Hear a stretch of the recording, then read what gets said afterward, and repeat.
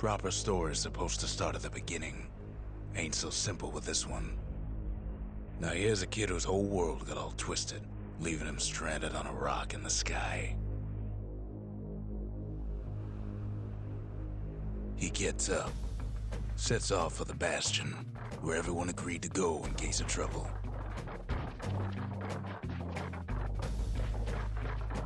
Ground forms up under his feet as it pointing away. He don't stop to wonder why. Finds his lifelong friend just lying in the road. Well, it's a touching reunion. He sees what's left of the rippling walls, years of work undone in an instant, in the Calamity.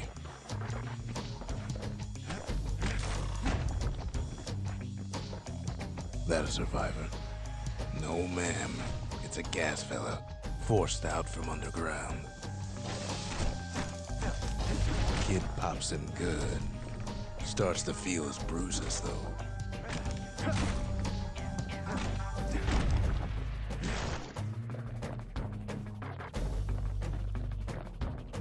An old repeater falls out of the sky. Ain't a gift from the gods, but it'll have to do.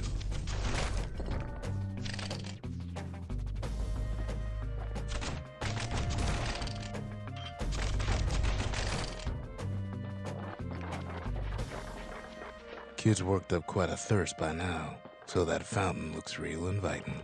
Sometimes you just need a drink.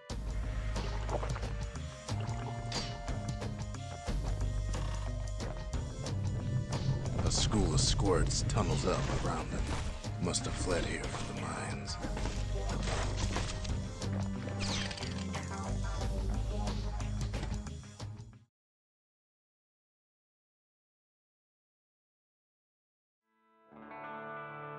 He sets foot inside one of Celandia's famous watering holes.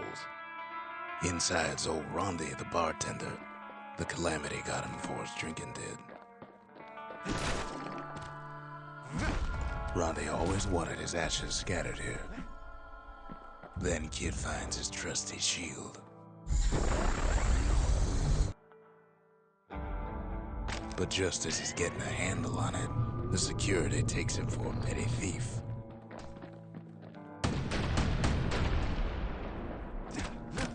Clang. Shield saves his hide.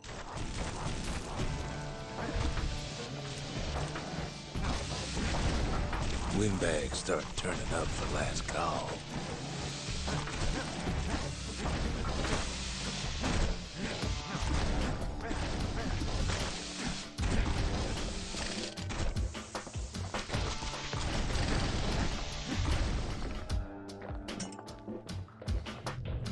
More squirts start coming out of the woodwork. A big old fella pops out in front of the kid.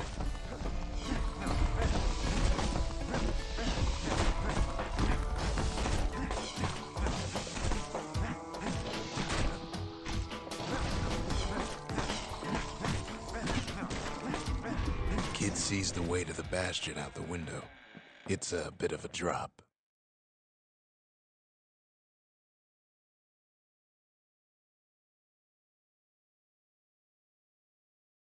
He gets a good look at things on his way down. He lands on top of a breaker's bow, and it ain't broke.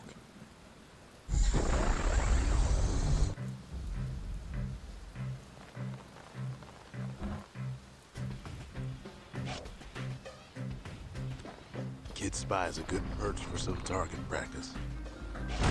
He knows he should draw the string all the way back.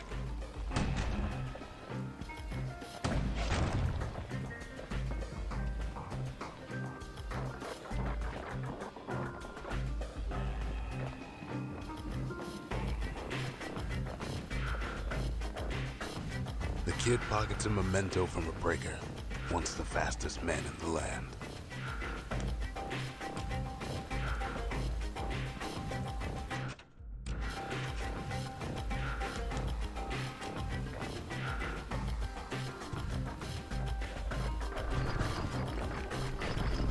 Good news is the emergency defenses still work.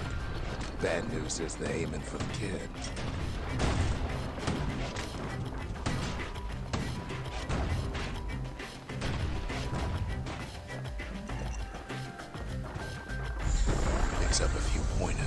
dusty old tome. He's a mighty fast learner.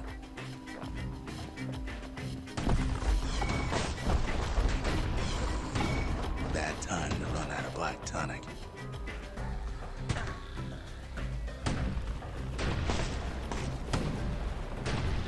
Right back at you, he finds the distillery, right next to the arsenal. Tough part of town. One sip of the spirits in that distillery, and the kid'll feel like a new man.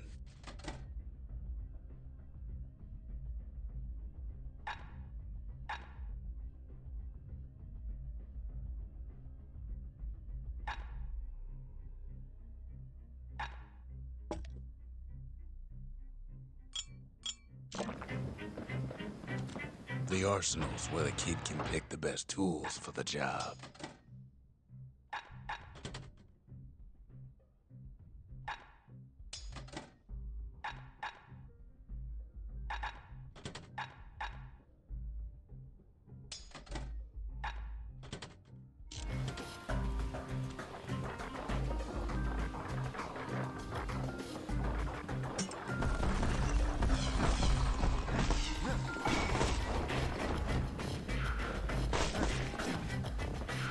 Some of them squirts birthing like crazy in a couple of corn bins.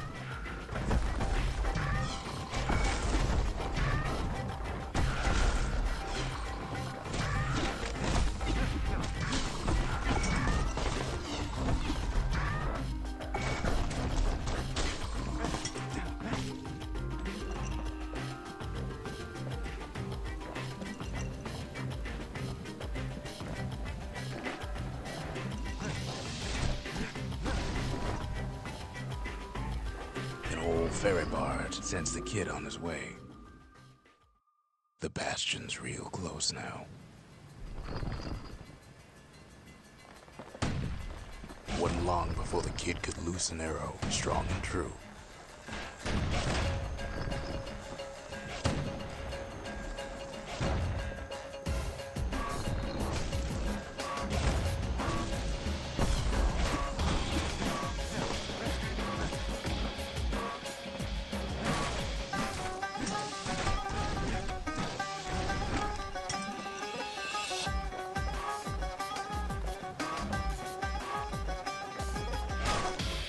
Kid takes a chunk of alloy.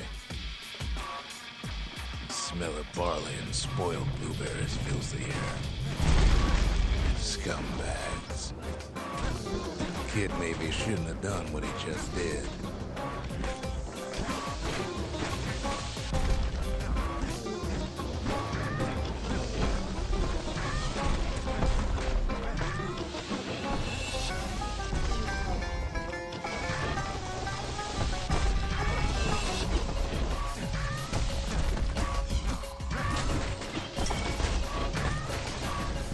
Kid puts him out of his misery.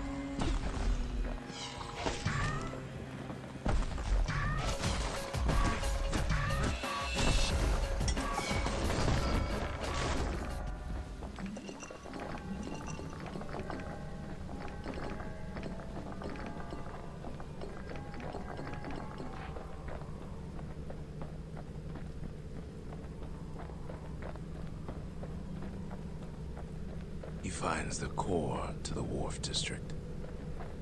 He steals the city's heart. Might as well.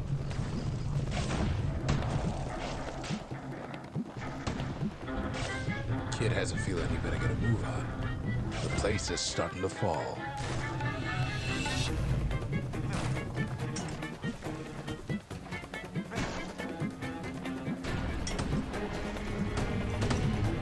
See, that core Kid took was the only thing making this particular rock stay afloat. Kid just keeps running.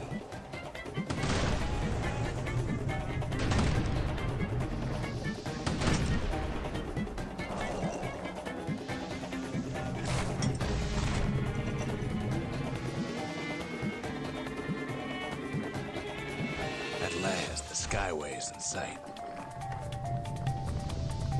Whisks him where he needs to go.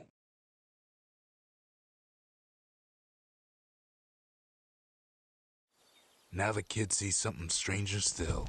His mind races.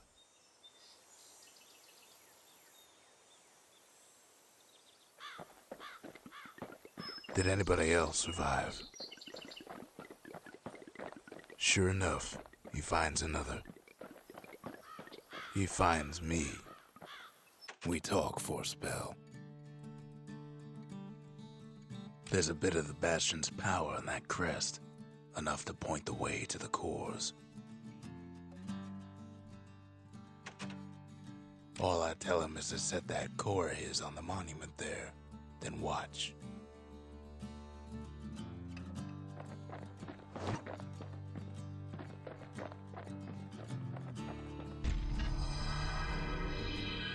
And just like that, the Bastion comes alive. Starts growing again, growing stronger. Kid's gotta put its power to good use. Now the Bastion can send him even farther into the wild unknown.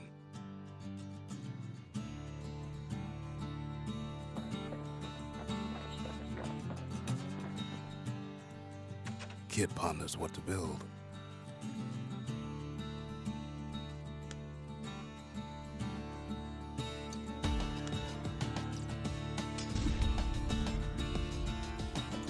The Bastion's a place of peace, but we can hold our own if we have to.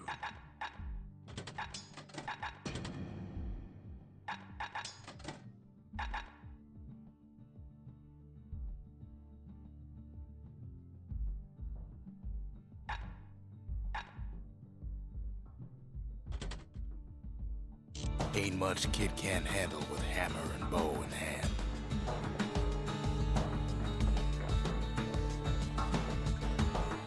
Kid don't know what's out there waiting for him.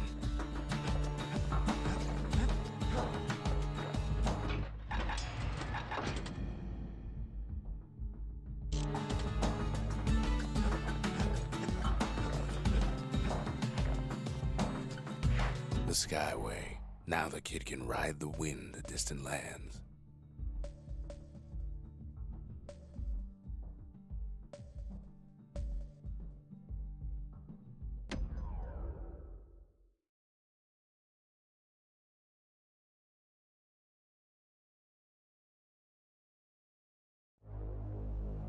Now he lands at the intersection between bad and wrong.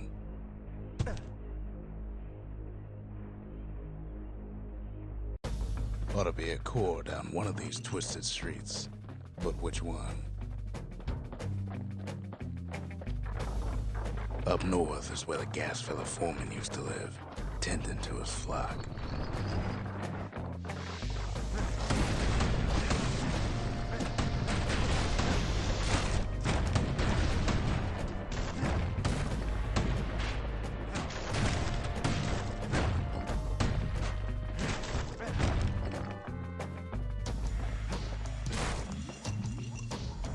Know why gas fellas all dress alike? Kids wondering the same thing. And there it is, but it's locked down tight in an alloy cage. A blustery old foreman's keeping his fellas in check, almost like he's showboating for the crowd.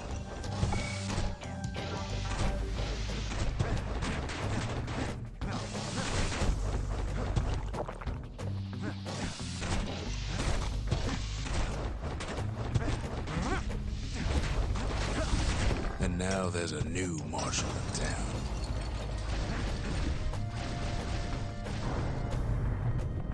He hears the whole place groan, but it's too tough to fall. Might as well check the other side streets before leaving this hole.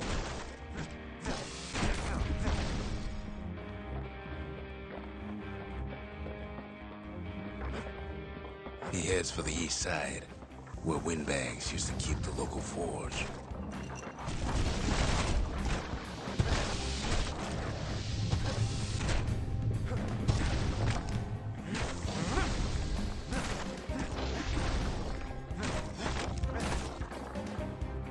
Inside the forge, Kid can fine-tune those instruments of his.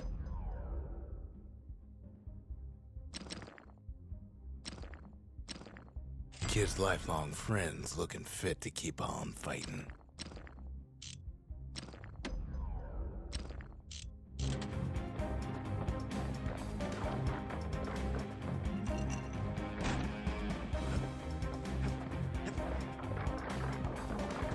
place to find the likes of Percy the Snitch. Never much cared for that big wide grin of his.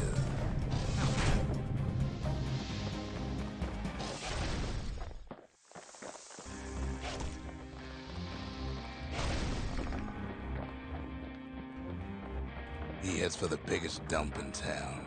Scumbag alley. Some scumbag still feeding off the city's own trash.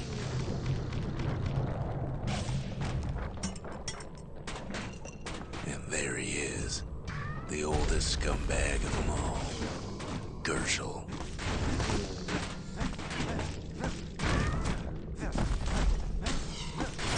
Shame old Gershel can't float like when he was a young fella.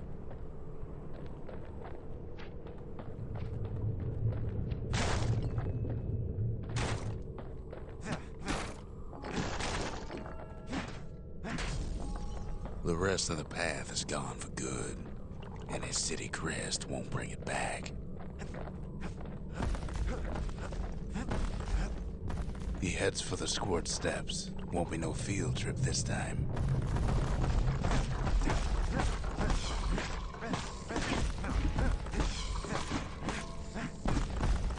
Kid ain't ever seen an elephant squirt before.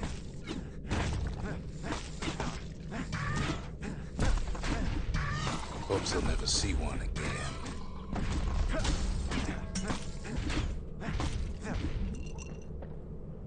They say even the most rambunctious squirts can be tamed. Squirts don't make the best of friends, but they can be useful in a pinch.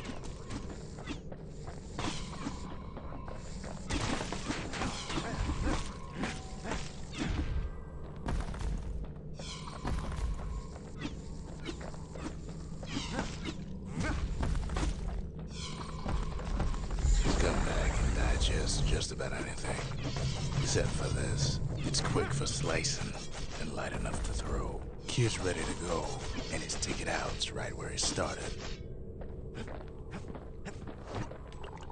Them squirts just don't know when to quit.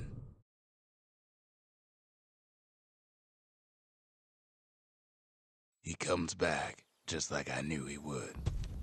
The core hums in his pack. The monument's calling for it. The windbags used to be all right. Then the Calamity took the floor out from under him.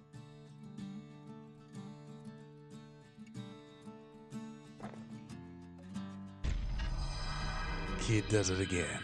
Only fair he decides what we build next.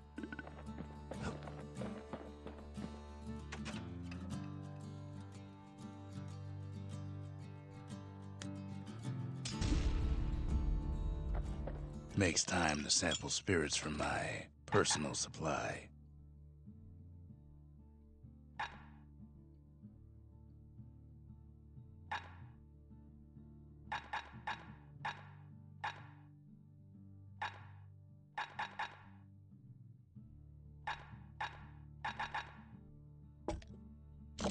Squirt cider will toughen you right up. Too bad about the musty aftertaste. Picked up traces of other cores while the kid was out.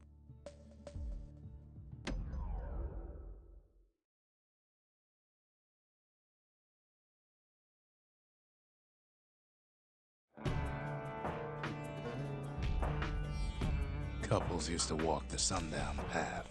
Kid ain't here for pleasure, though.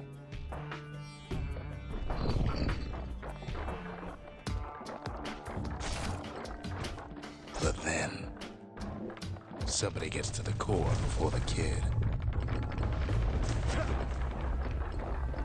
Floor starts giving way under the lightest step.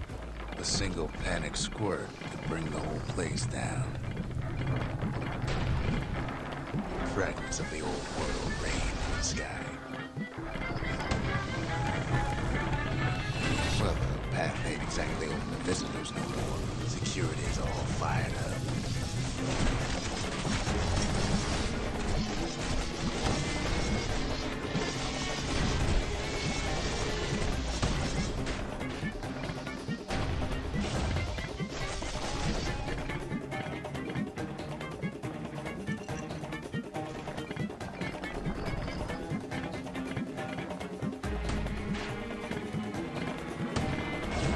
See, the path was intended for leisurely strolling and such.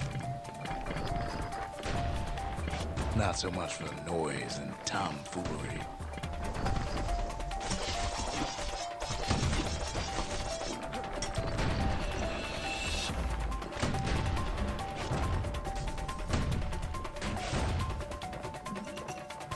Sky bridges link the path together. One of them bridges whips the kid along.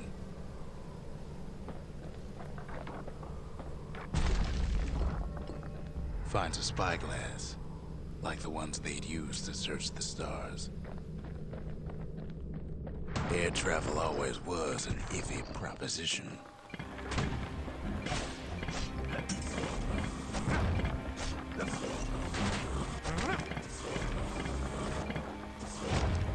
The Calamity changed everything, even where the wind blows.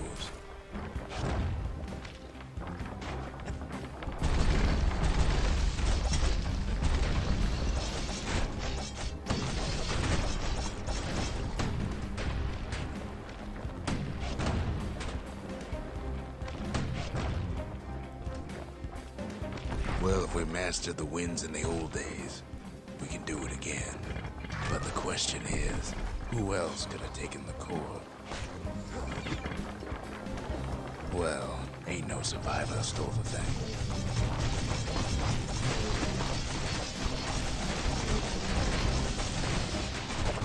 Scumbag ate it by mistake.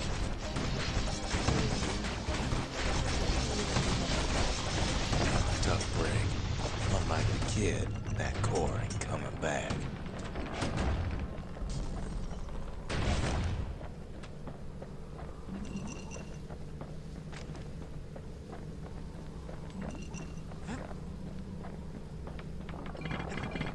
No, they used to ship live munitions down the path. Find time to find them.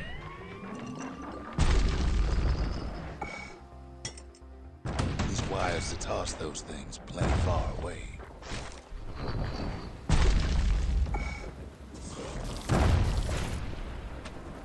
Even gas fellas need some shut-eye from time to time. They get real cranky when you wake them up.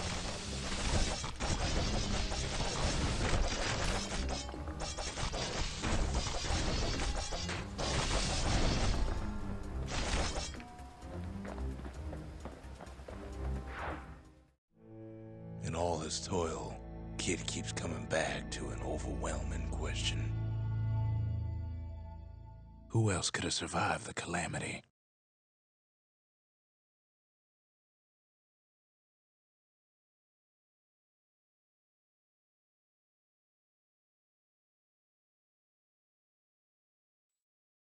So he didn't find the core that time, but that ain't about to stop us.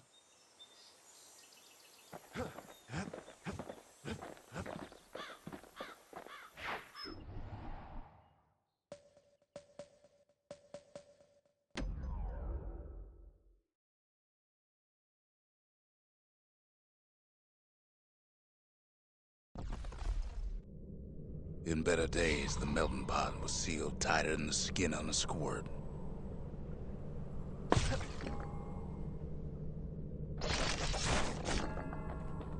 Of all the plans to survive the Calamity, it had to be stabweeds. Blasted things hurt like a broken heart. If there's a core, he figures it ought to be deeper down.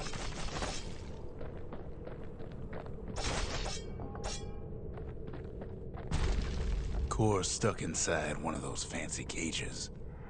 Some of the stuff lying around is downright dangerous.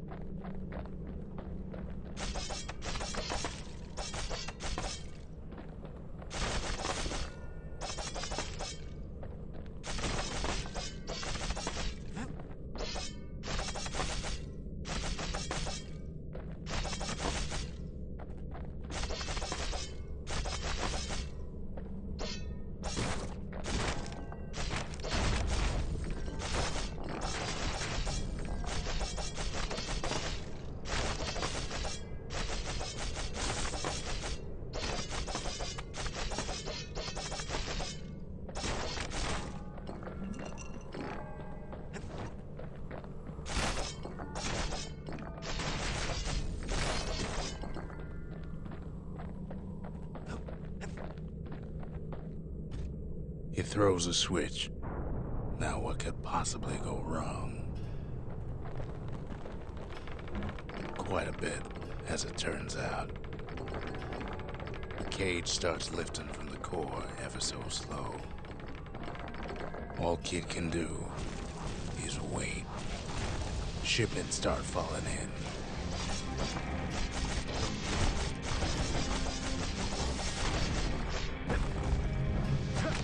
Not every squirt's born bad.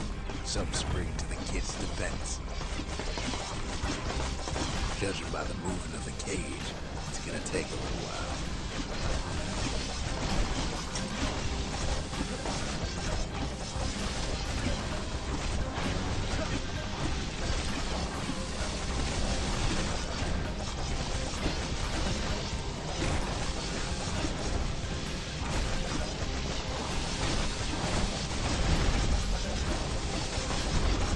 Scumbags don't take kindly to interlopers.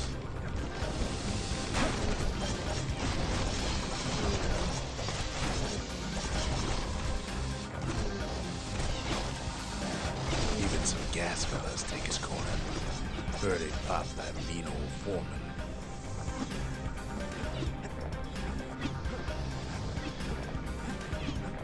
At this rate, maybe 5 more minutes, maybe 30, hard to tell.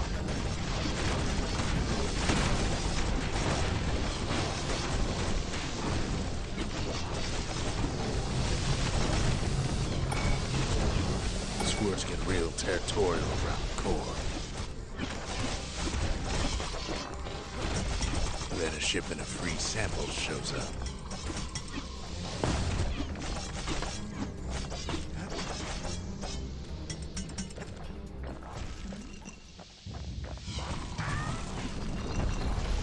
One thing's for sure, that cage is awful heavy.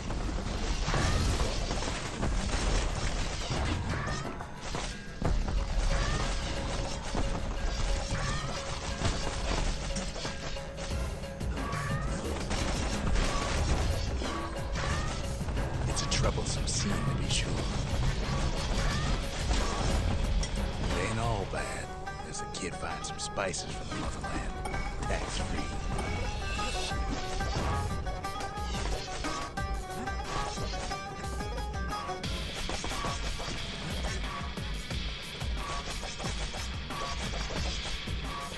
Moments left, and the core goes free. 10, 9, 8, 7, give or take a few seconds. Finally, the core's within reach. And done. He's got it. Just gotta get to the nearest barge.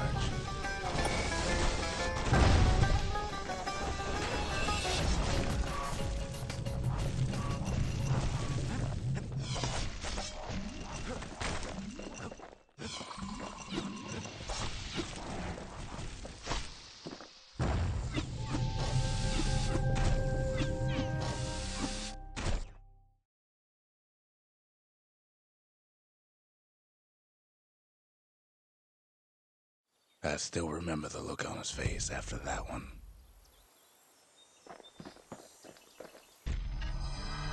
The old world's finished, but the new world's just getting started.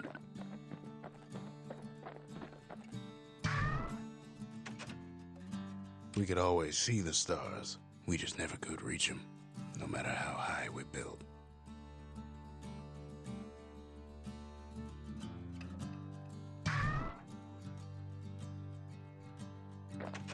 Folks voyaged across the boundless sea to found Caelandia. It was good living here for a while.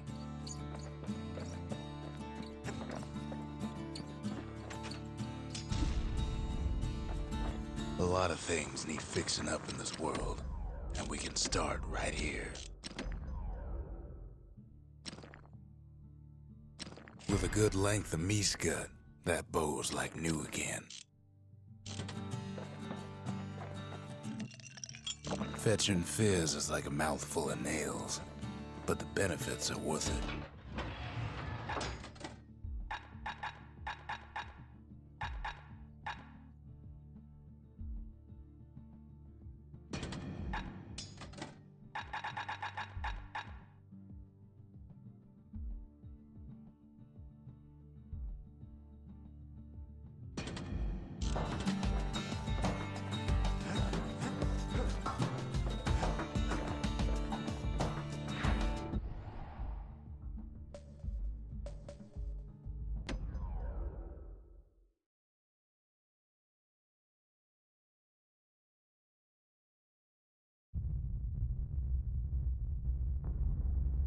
The dead welcome him with open arms.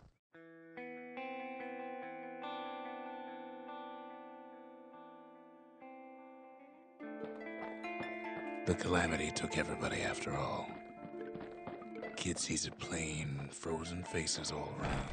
You don't much care to see him. Not like this.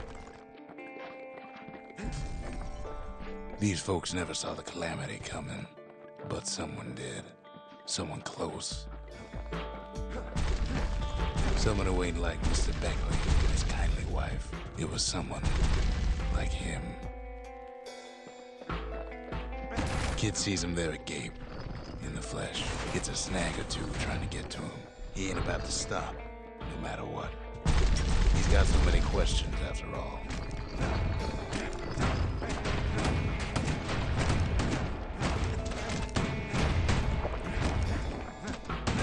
Just ain't got time for answers. The Thunder brothers didn't make it. They never saw what it was like beyond the walls. Nor did the bird boy. Didn't make it.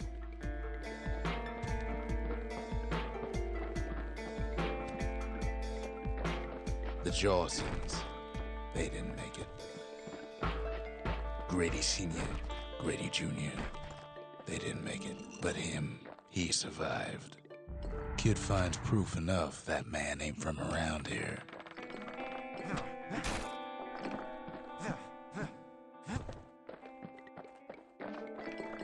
Just think, without that man, we wouldn't be here right now, would we?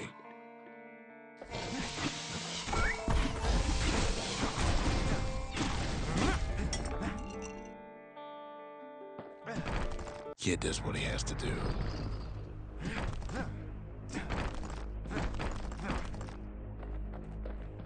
What do you say to a man who's seen too much? Kid hasn't a clue, but he says this. We have to go. Please.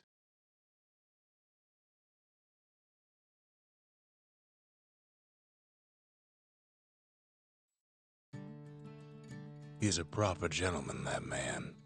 His name is Zolf. No hiding he's an Ura. Folks like him ain't never been a common sight in Caelandia. He's relieved to see a living face or two. The kid and I introduce ourselves in kind. Both to him and to each other for the first time.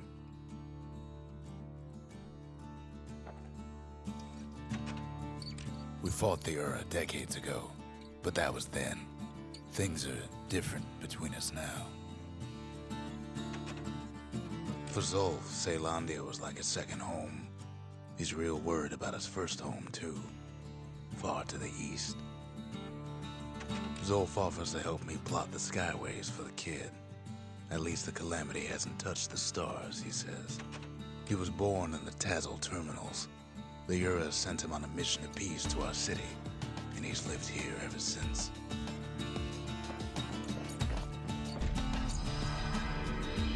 The cores, they remember. That's why this place is coming together. That's why things are gonna be all right.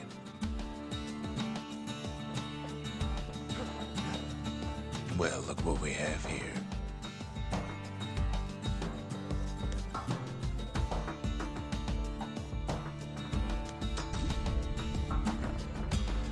The lost and found.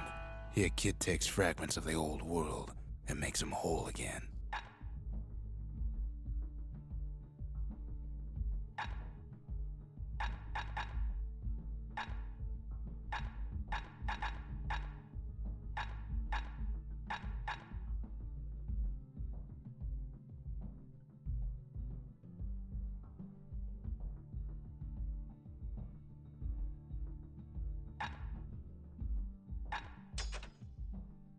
All it takes is some fragments, and the Bastion makes it good as new.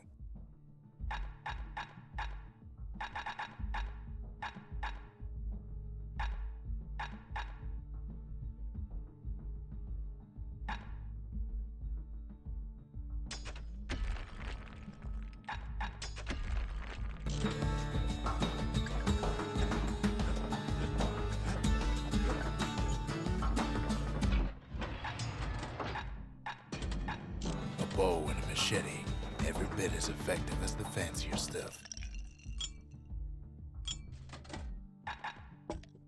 If you're feeling low, count on the buttery flavor of our own Bastion bourbon. The little Zolwood oil and that blade shines like a light.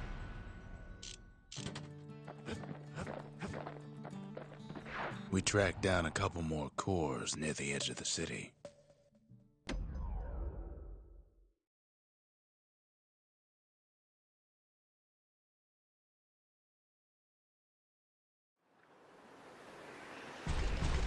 There's only one way to Cinder Brick Fort. The hard way. Sure, the city marshals may be gone, but now the fort's crawling with windbags.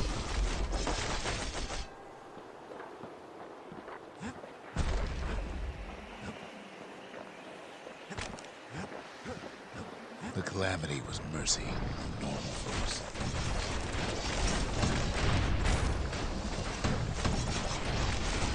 The windbags ain't so lucky. They've been left to freeze or starve or face the kid.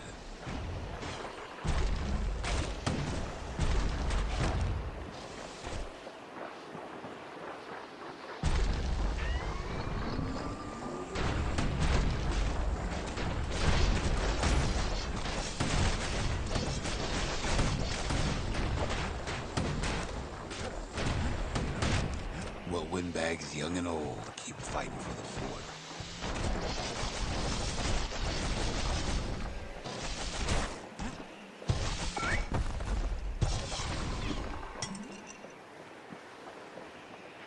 At least the marshals left the kid a parting gift. Something the windbags just can't handle. Something that'll punch clean through their greasy hides.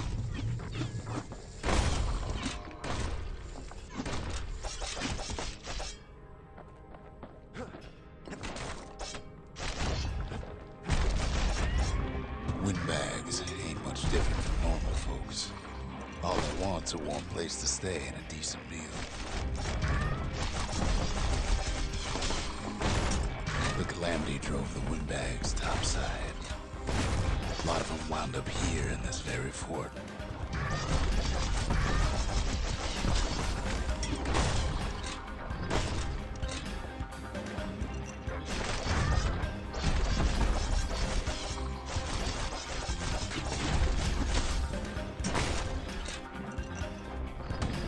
Could have been minding the business underground like in the old days.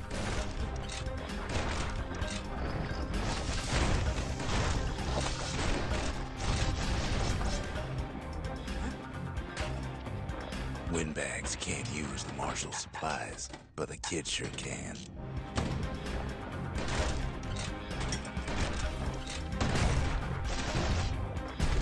As for the windbags, Cinder Brick gave them enough heat and metal to munch on for a while. Well, the fort ain't theirs by right. Can't blame them for wanting it, though.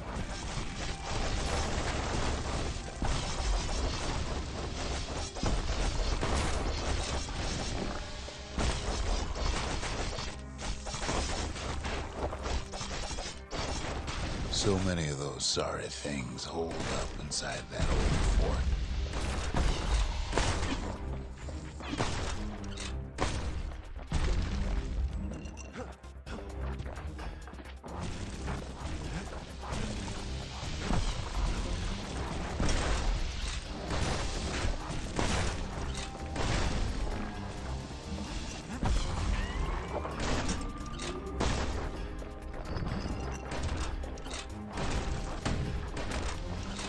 Kids blasting everything in sight with that newfangled musket.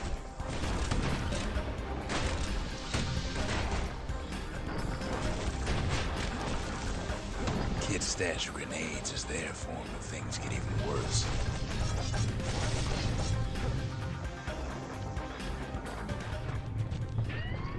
Security's plain gone haywire. Windbags gummed up the works.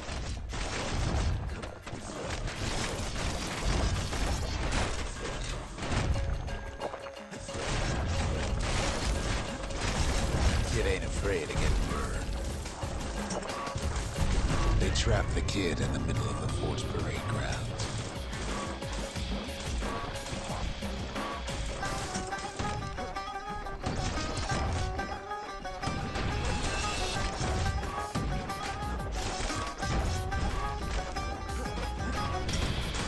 Then they bring out Glutus and Blandon and all that scumbag uncles.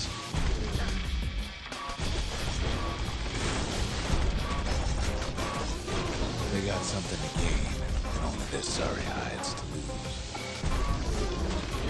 Kid takes down Glutus.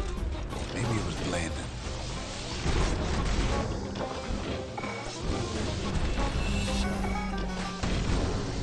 The other big fella soon joins his brother, wherever they are now.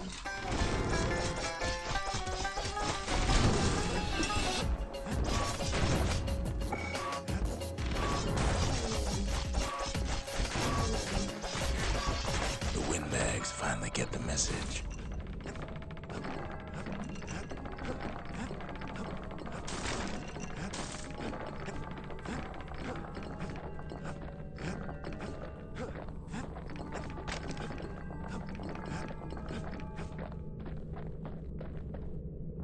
Kid used to dream of getting a marshal's badge, but not like this.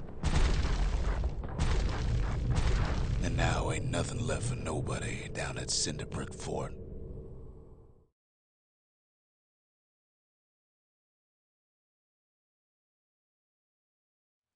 Kid shows up just as Zulf's telling me about his own journey to the city.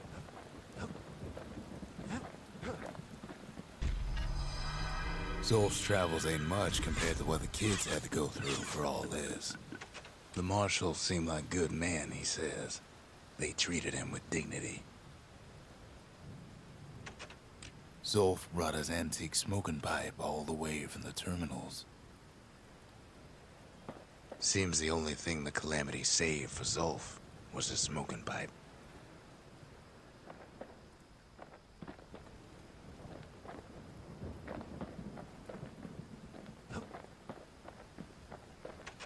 Even since the Ura surrendered to us, the marshals kept a wary eye on him.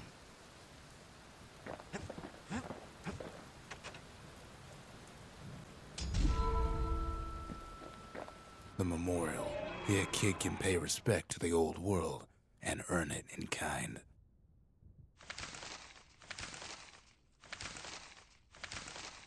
The valediction. Just another one of my sketches. Nothing more. Words can't express what happened, but they're all I got.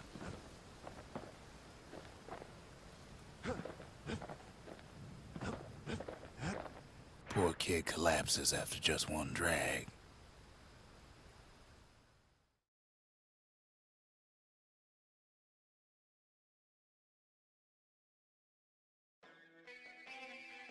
The past. Only good thing ever come out of the past is history.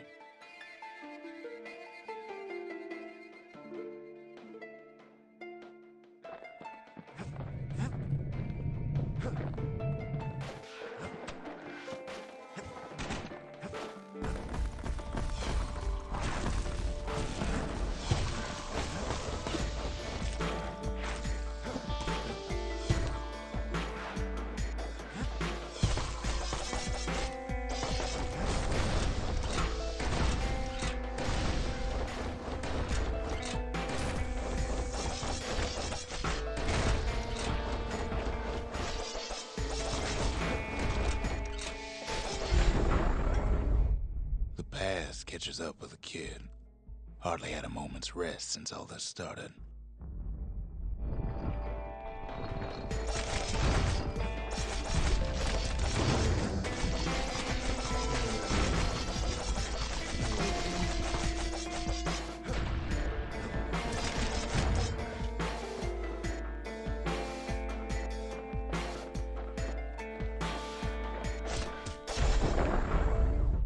Fair to say he's led a hard life, supposing what he says in his sleep ain't no lie.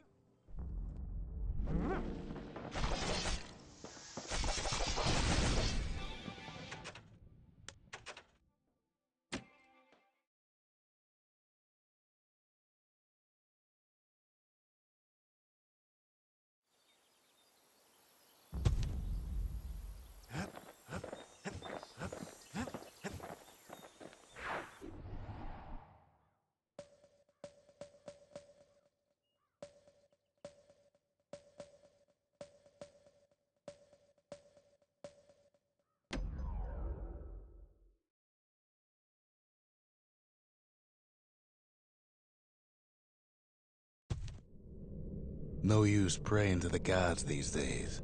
No time for it either.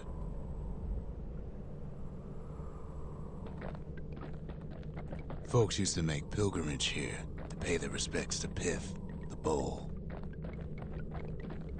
Well, the gods are long gone now, and the orchard core is long gone too.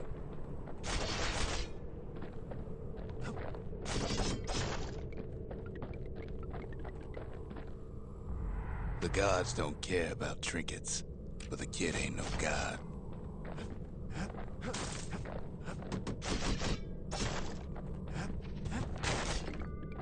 Pith stood for something once. Something real.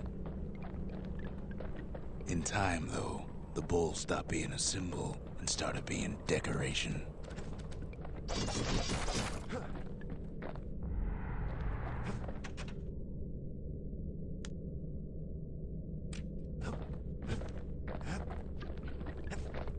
Pith makes a decent scarecrow, at least. Then Pith lights up like a rodeo. Kid breaks him to bits. Must have been guarding that shrine. So what'll it be? Invoke the gods, or tell them off?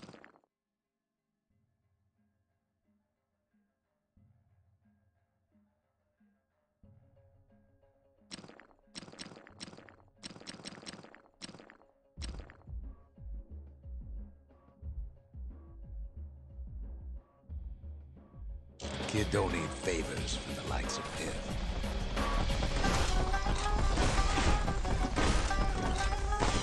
Well, if the gods are alive, they must be plenty sore.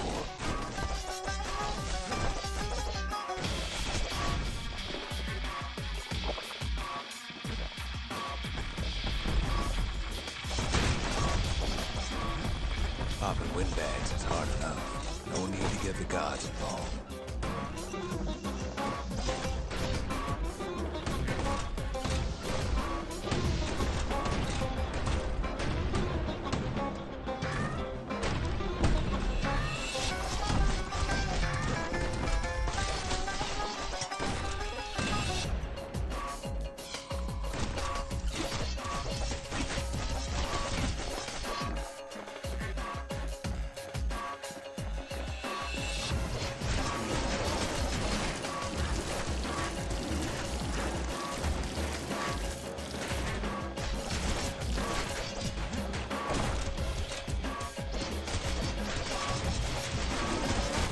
Things might have gone worse if Kid tampered with that shrine.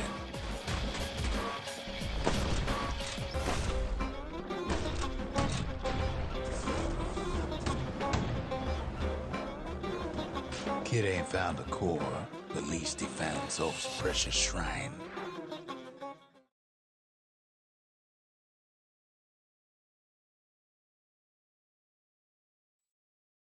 Now we can build a shrine of our own. Though I got some alternatives in mind. Zolf doesn't touch the thing. Says the god of commotion is no children's toy.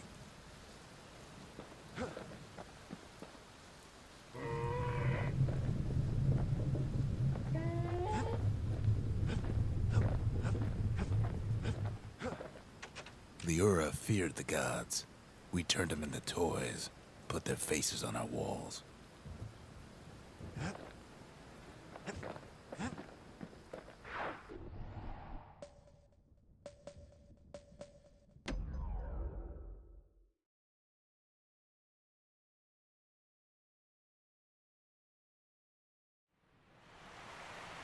The Langston River flowed free and wild till the Calamity drank it all up.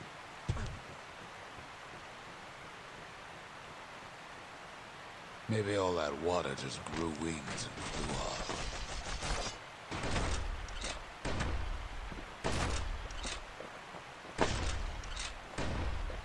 Riverbanks swarming with windbags.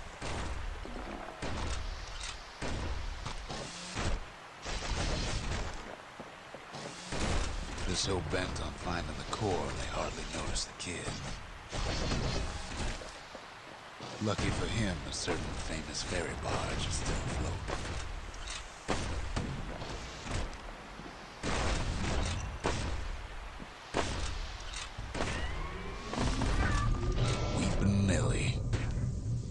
She sends some squirts crying home as she leaves port. Maybe Nellie knows the way to the core. Maybe she can slip right past all the clamor on the coast. Or maybe not. A security skiff pulls up portside. Nellie's just another windbag to those guns. Just then, the windbags notice who she's sailing with.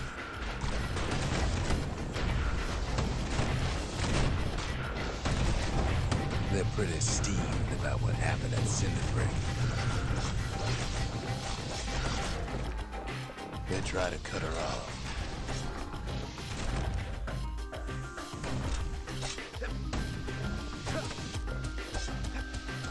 They try to slow her down.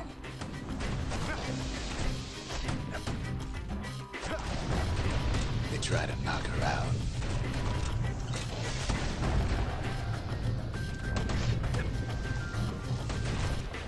Well, Weepin' Nellie tries harder.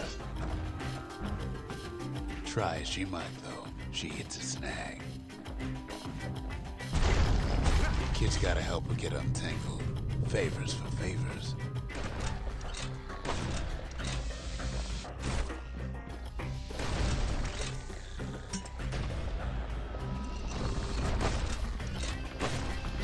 At least she picked a good spot for a break, 'cause the core's right there.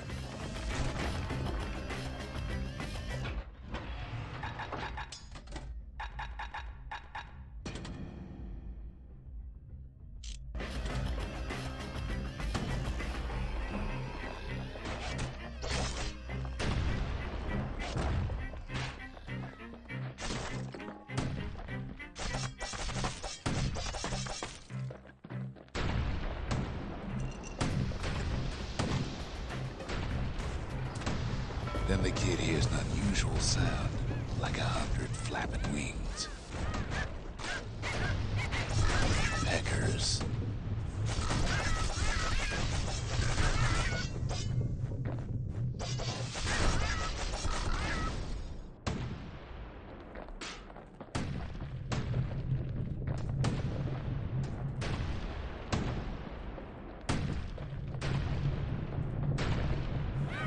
They've been watching his every move. They had their own eyes on the core. But why? Well, kid ain't got time to think it over just yet.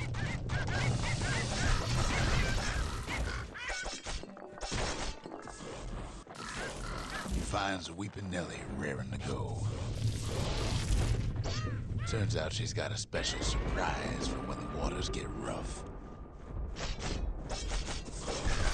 She's gonna need a little help with all them peckers. Crafty things think they're king of the roost now. The rest of us only wish we could fly in times like these.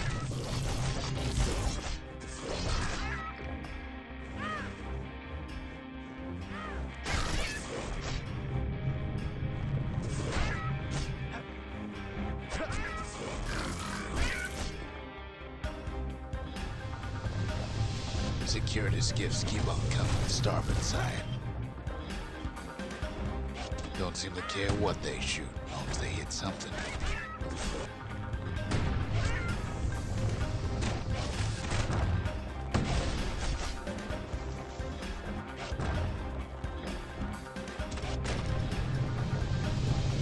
The windbags getting even better idea.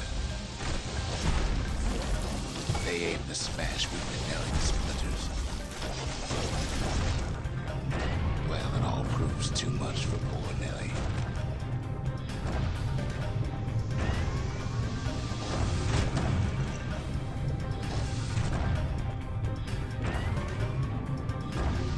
She's just gotta make one last stop. With her last breath, Nellie gets the kid to solid ground. Solid ground in Pecker country. Seems the Calamity ain't hurt the Peckers' appetites. They want that core real bad. Might be they want it just as bad as a kid.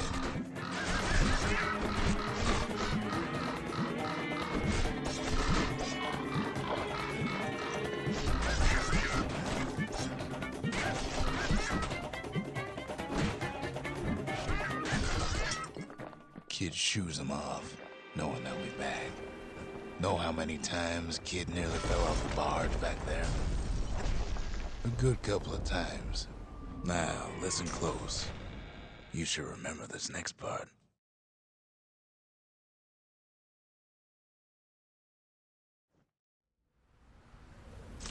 Why go to Prosper Bluff?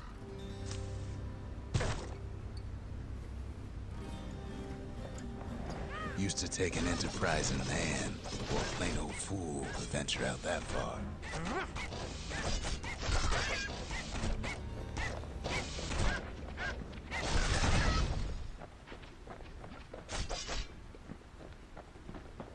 The city was the most beautiful place in the world.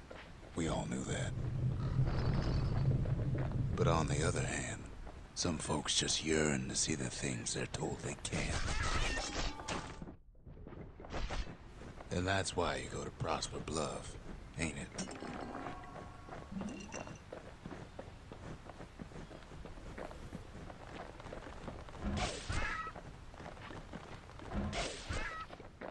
There the kid hears something he ain't heard in a long while.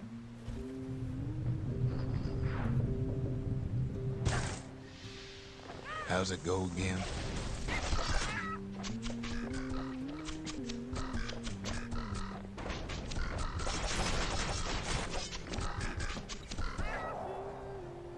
Yeah, that's the one.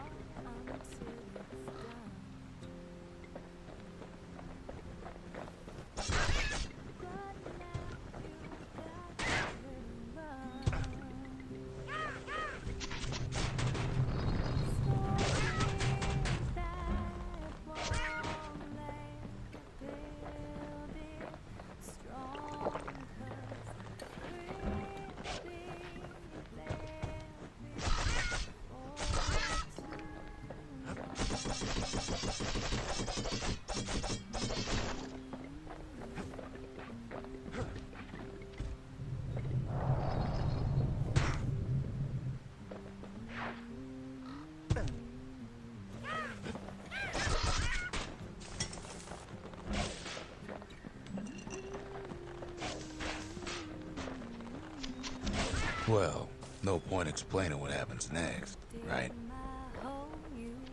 Suffice it to say, kid ain't coming home empty-handed. And besides, it's like the song goes.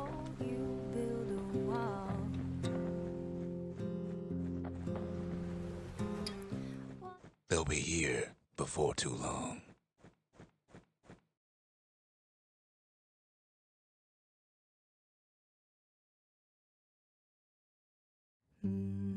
We darn near celebrated when the kid got back, didn't we? Zolf never thought he'd see a fellow Ura again. We become fast friends. Calamity has that effect on people. But there was more to be done. There was one last core to find. A scientific journal written in Zolf's native tongue. He learned so much from it.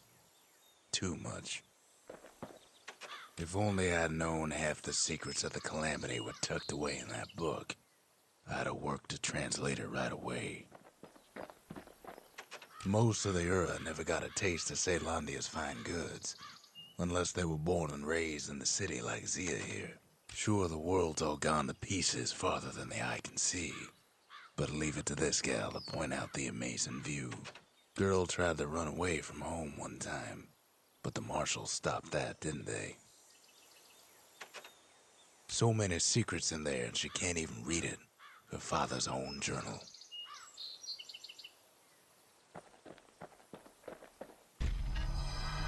Kid's surprised when I tell him there's only one core left. I shouldn't have believed it either.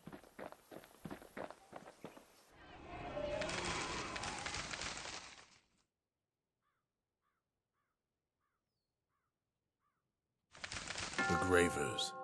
The arm of justice. They seemed unstoppable.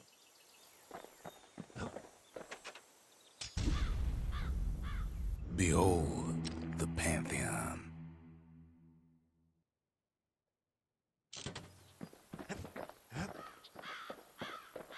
We tracked the final core beyond the city to the wilds.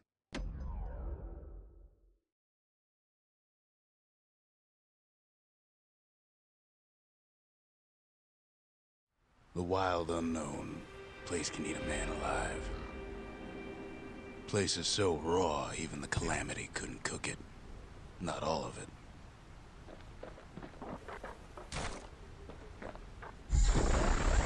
You know what's better than having a slinger pistol in a fight?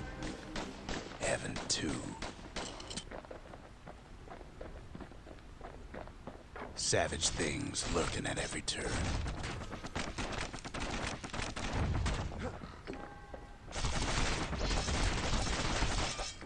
Pincushions ain't the worst of it either.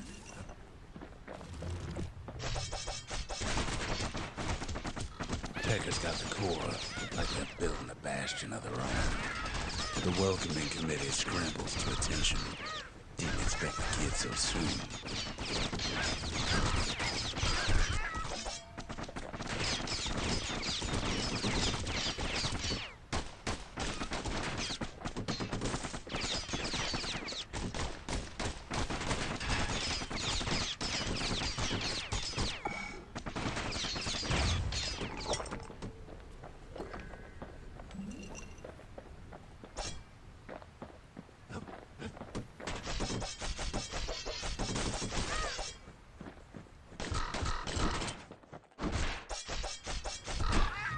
They shouldn't have let their guard down. Getting that core was one thing. Getting out's gonna be another. He digs his way out of the clearing, but the wilds won't let him go without a fight.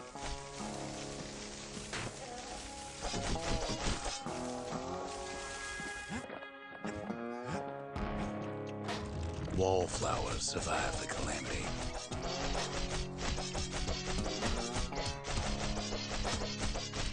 Same goes for the kid. Best take it real slow. Pincushions are afoot.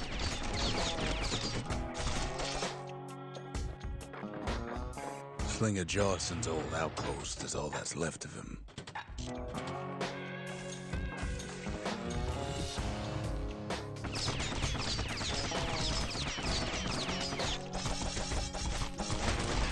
Good thing pincushions can't see where they're shooting.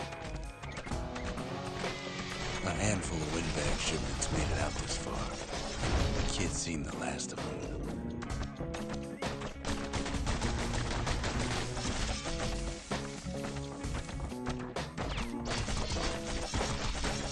Don't ever turn your back on a pincushion.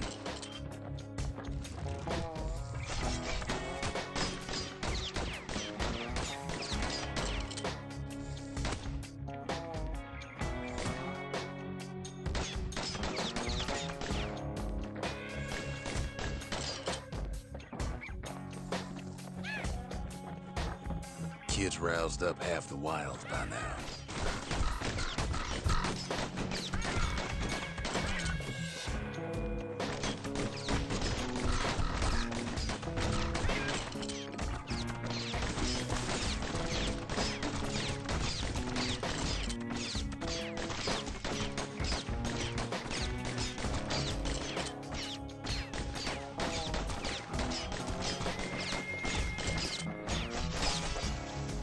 Then kid gets the feeling he's being watched.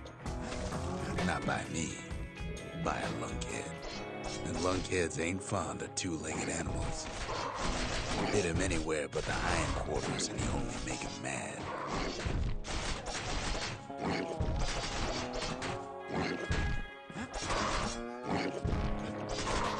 The Calamity must have scrambled their eggs. The wilds already reclaimed this place.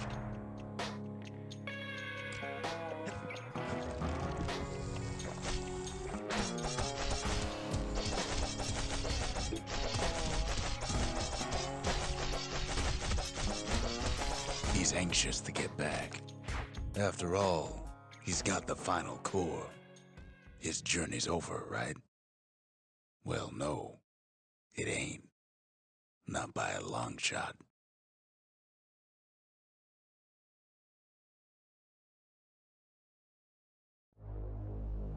Kid knows something's up when we ain't there to give a warm welcome. See, Zolf and I were just wrapping up a heated discussion. Zolf can barely muster the words. The Calamity failed, he says, but I will not. And with that, Zolf leaves us here, alone.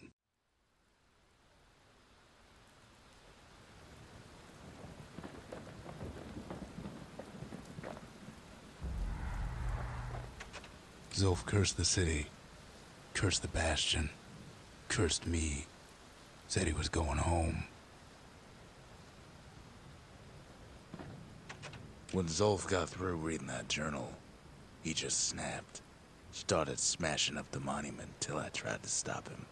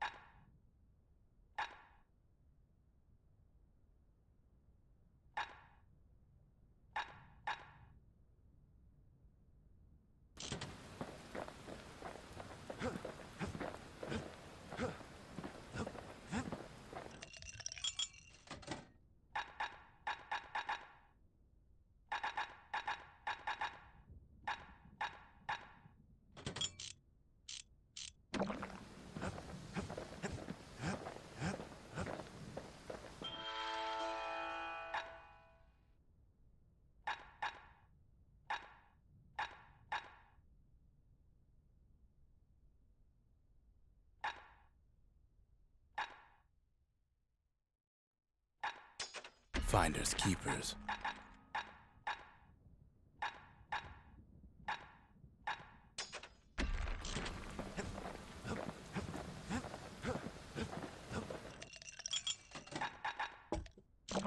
Now, whale ale ain't made from real whale, but it'll make you strong like one.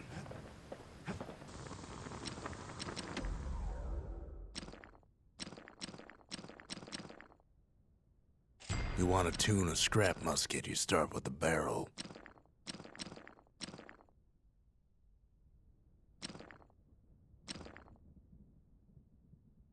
The marshals learn to pack those shells full of fire.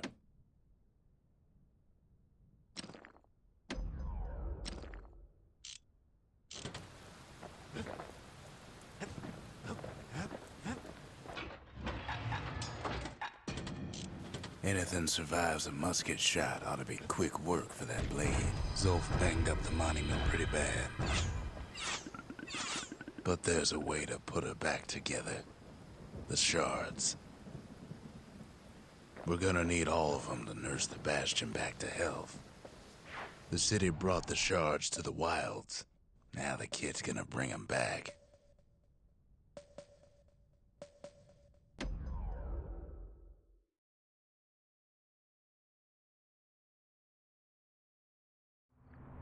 After Zolf's little episode, Kid sets off in search of shards.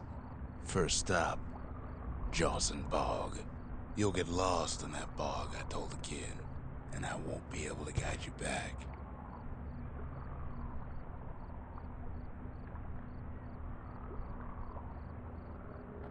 Well, I let him go. What else could I do? What could any of us do? Zolf put us in a real bind. Hurt the Bastion bad. But the shards can make it better. They're like smaller doses of the core's medicine.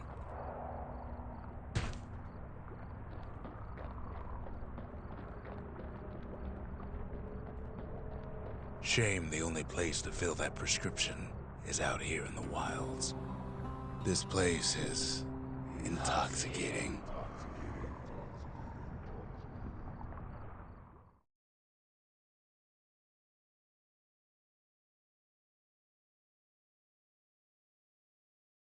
Don't know where he's gone. Might be gone for good for all I know. Wherever he is, somewhere I've never been. Somewhere I never want to go.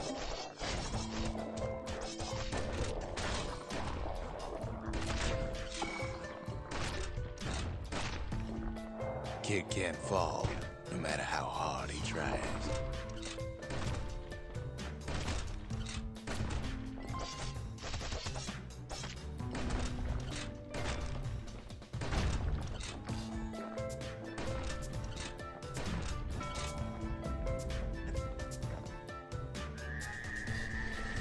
The dead welcome him with open arms. Kid pops him good.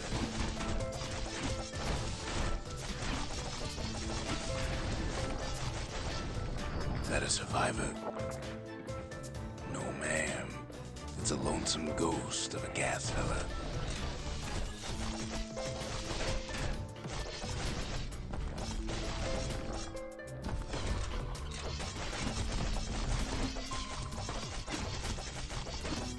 What do you say to a kid who's seen too much?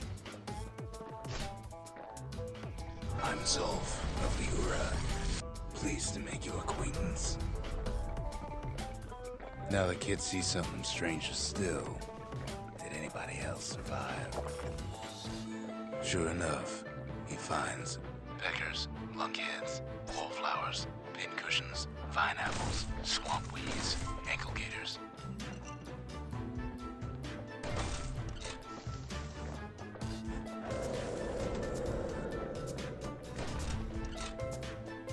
Now the Bastion can send him even farther into the wild unknown. Kid sets foot inside one of Caelandia's famous watering holes.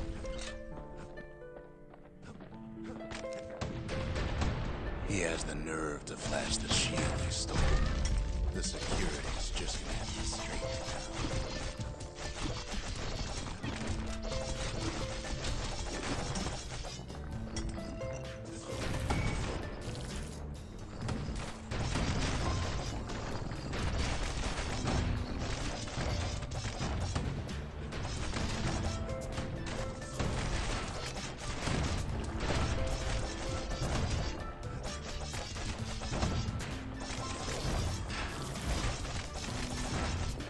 Kid succeeds where the Calamity failed.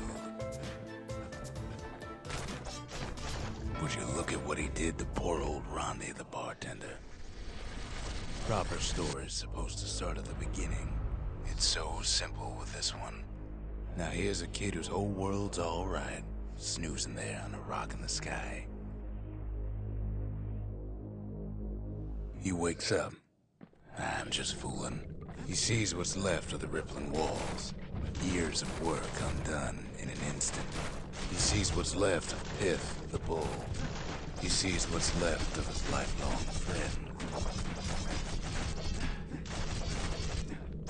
His friend, he's come undone too. He sees what's left undone.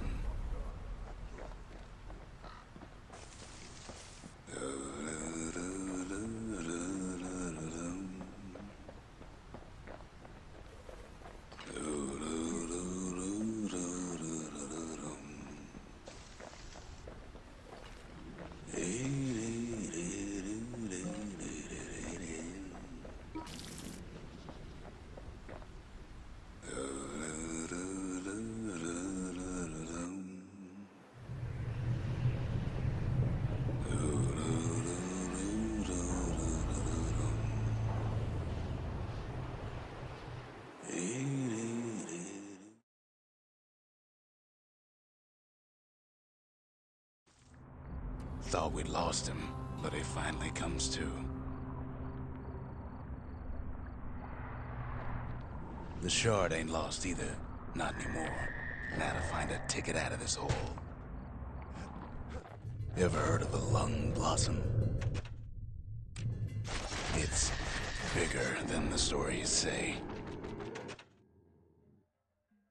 The breath on that thing, like a scumbag sprung a leak.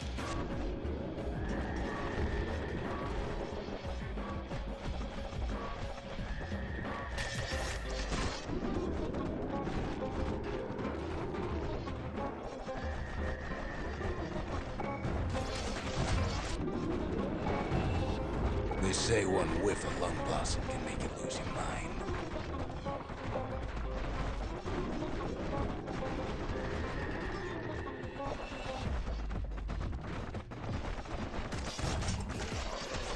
Well, a kid prunes it down to size somehow.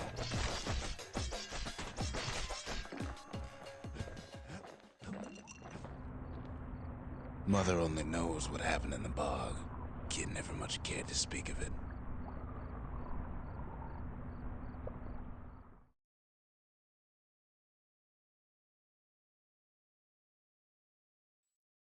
A shard is like a poor man's core, but beggars can't be choosers.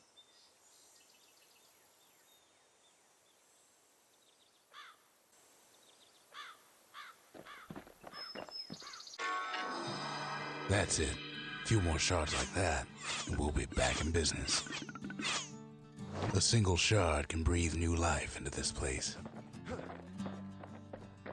The shard's got enough juice to spruce up any of these places. The arsenal's complete in case we need protection.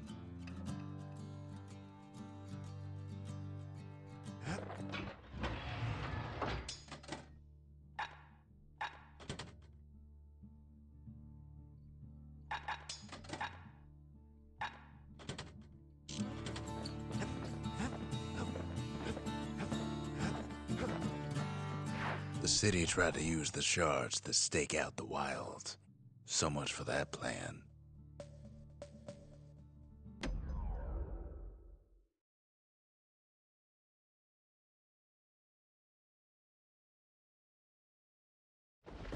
Ankle gators used to roam the wilds, and they nested at Rothes Lagoon. Many a tale folks used to scare their children straight originated here.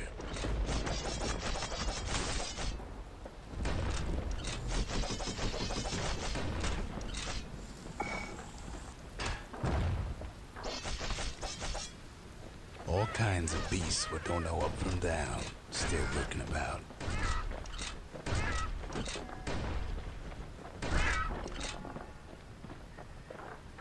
Only the city's brushers knew their way around the lagoon. They moved quick and quiet.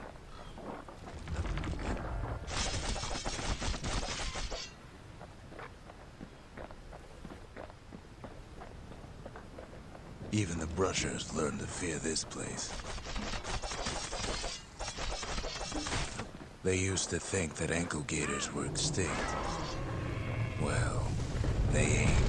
One of them's been living in the tall grass. Turns out Queen Anne got a hold of a shard. Ankle gators love shiny things.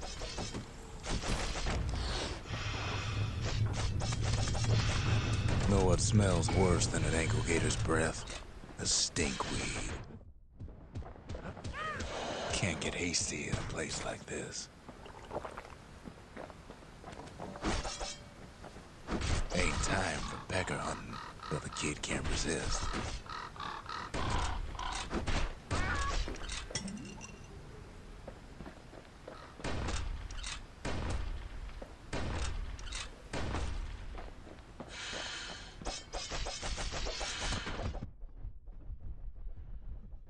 Can't fight Queen Anne without the proper tools.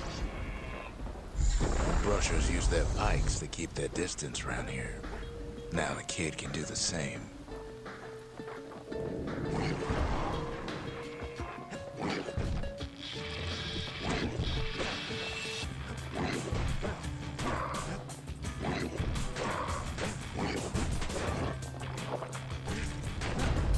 Sharp sticks make Queen Anne nervous, so she backs off a bit.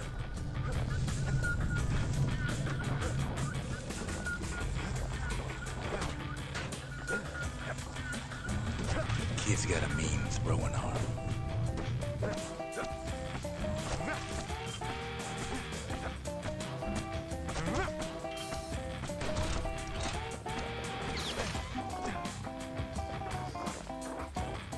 Those pin cushions been living off the ankle gator scraps. Queen Anne can't fit down some of these narrow paths.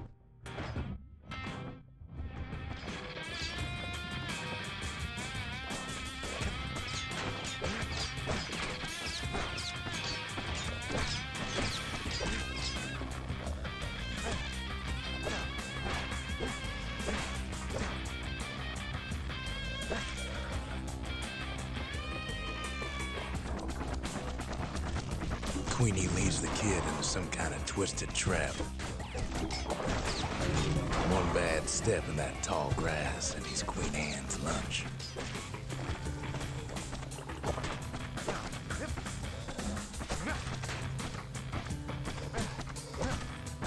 He holds his ground. Seems the queen's running out of options. He takes off after her. The closer you get to an ankle gator's lair, the thicker the tall grass grows. Kid's gotta make a run for it. Those leaping lunkheads don't like Queen Anne any better than the kid.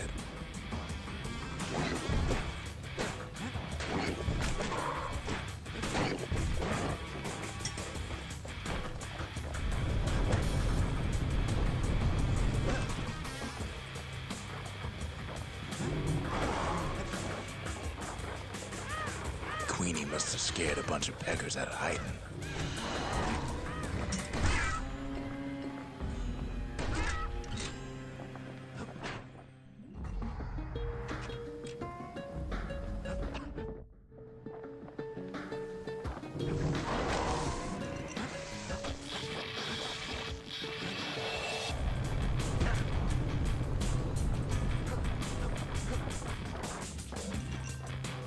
Ankle gators don't much care for their young. That's why there ain't many around. Wanna know how to find an ankle gator lair? They use a kid as bait.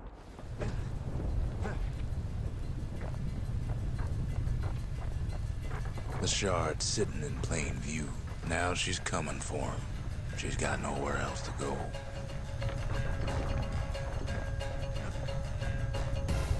They say if you run across an ankle gator, you better keep running.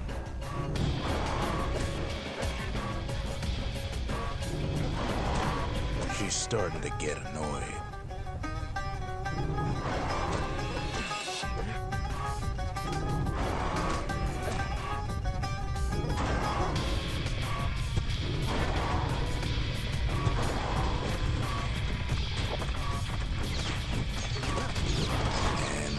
Made her mad.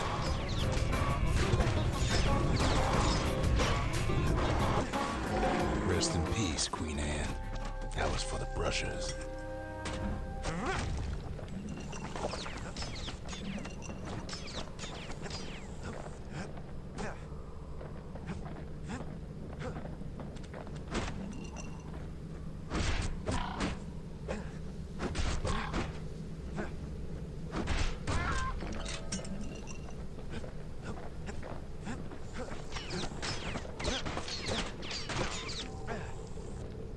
Kid's done what needed to be done.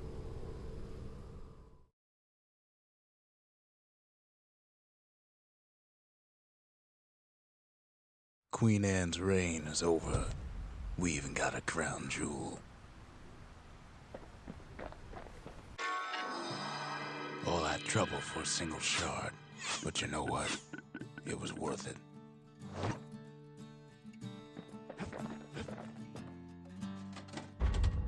Just the occasion to crack open the distillery's private reserve.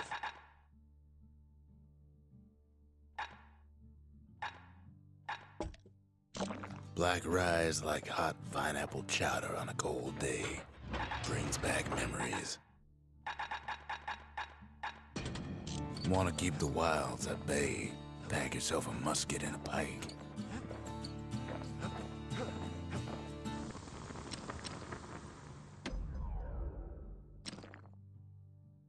To fix a brusher's pike, you just need a good length of knife bark.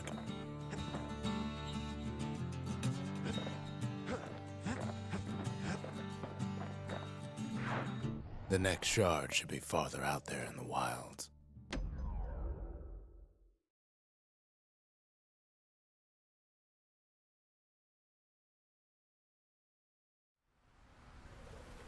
Know how Caelandia became the richest city in the world? 2 words. Point Lemaine.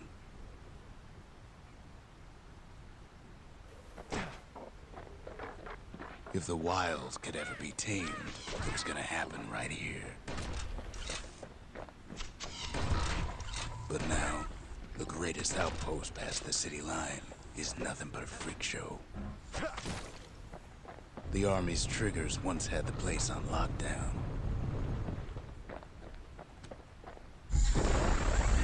Kid might as well pick up where they left off. Blam! Just like my fighting days. Gun like that can even put the wilds in check.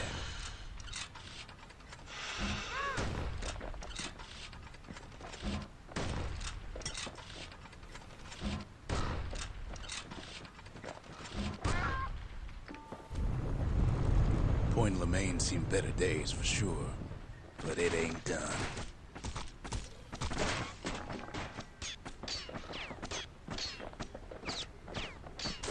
Whole place shudders in a fit.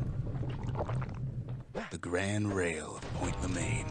Not only is it still there, it still works.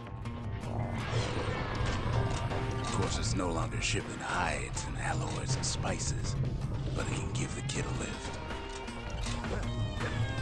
Just as long as he can stay clear of the trouble on the tracks.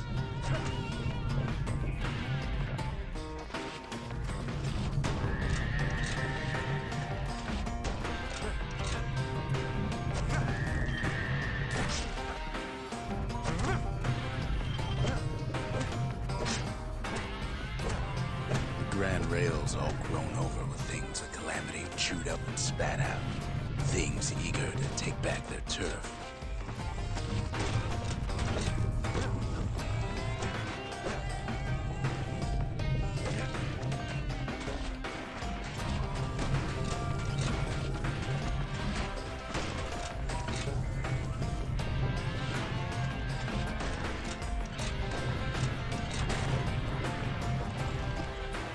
Kid lets a few of them slip by.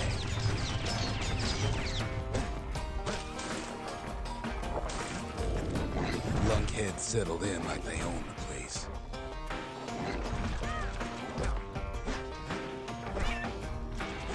Takes fancy footwork on the rail, what with wallflowers coughing fungus everywhere.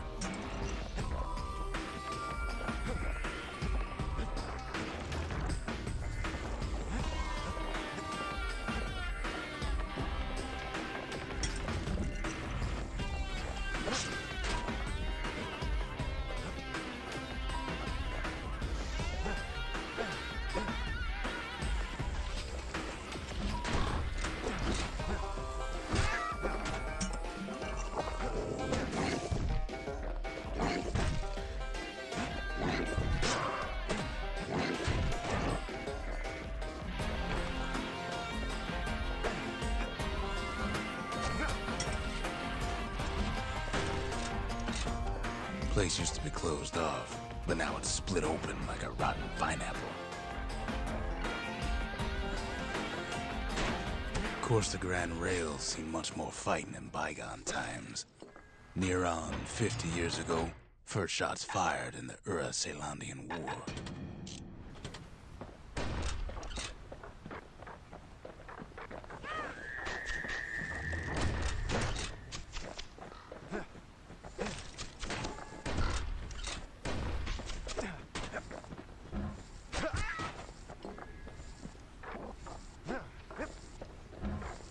It was right here that Zolf's forefathers decided to mix it up.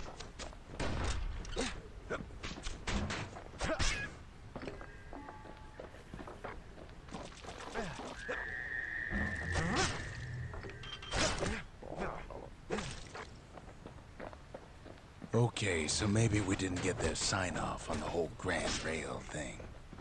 That was bad. The rail must have shook the Ura to the bone down in those dens of theirs.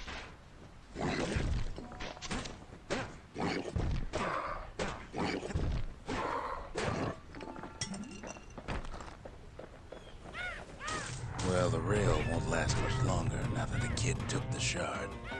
It's still got one good run in store for him, though. All the rotten wood there on the rails turned it into swamp weed central.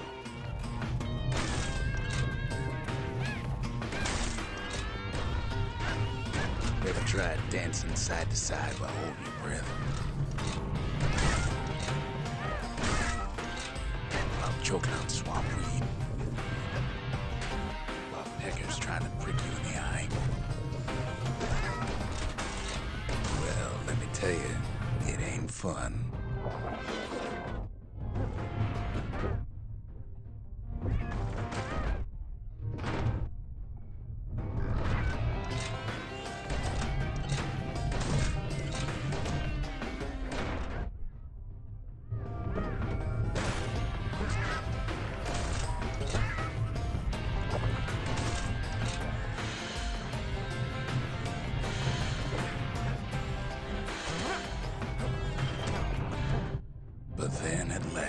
It's the end of the line. He'll be picking swamp weed out of those boots for days.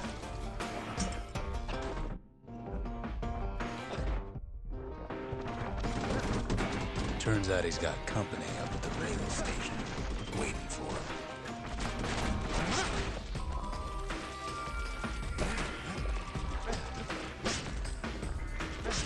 Not just another wallflower or pincushion, mind you. At first, he thinks it's Zulf. This is for you, says the man. Then wham.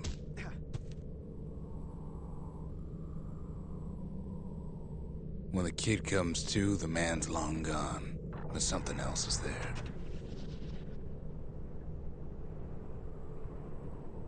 The only words kid recognizes on that parchment are for Zia. Well, what's a kid to do? He took the shard, he took the hit, and he took that note.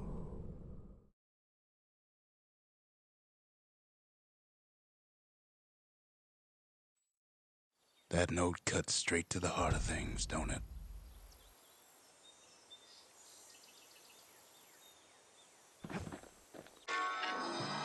It ain't too late to unlock the potential of this place.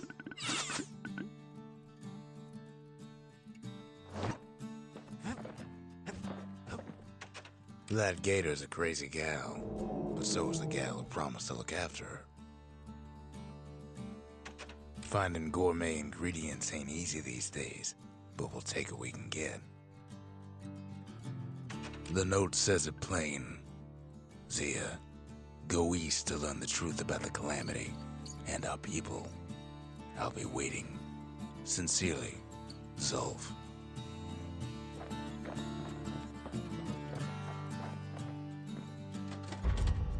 We need an awful big lost and found under the circumstances.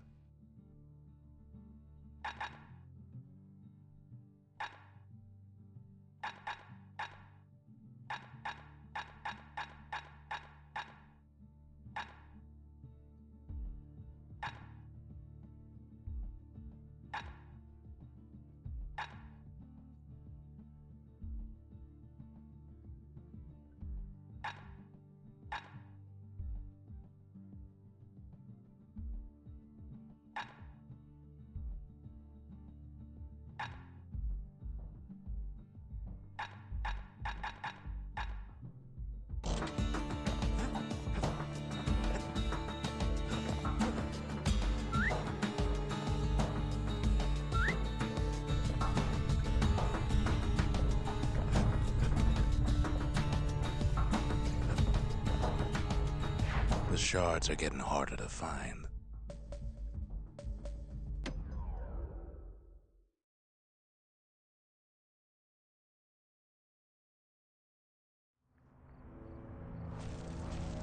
Not everything blew up in the Calamity.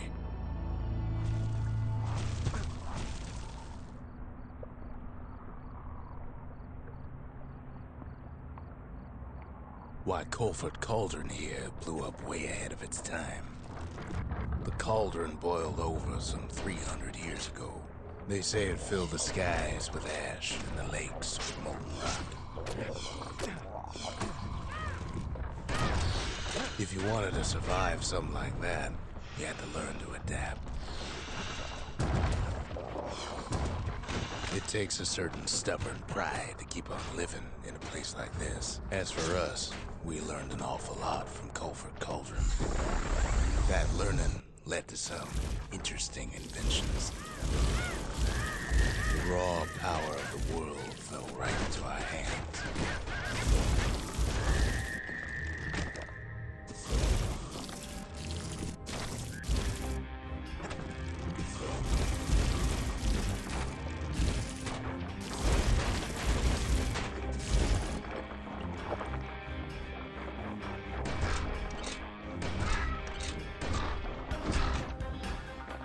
Sure, we dusted off a good many secrets out here.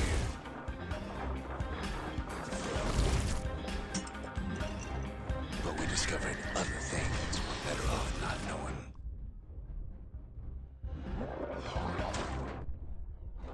The taste of air so hot it sticks to your lungs.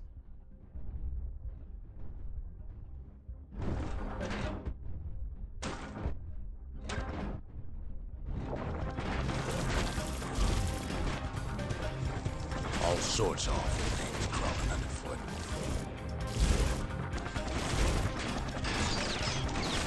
You can cook those things, but you can't eat them. The more ash we swept aside, the more life we found.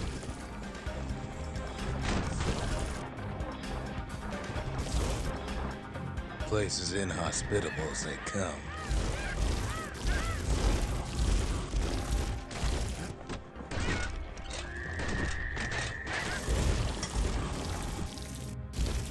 But still we pressed on.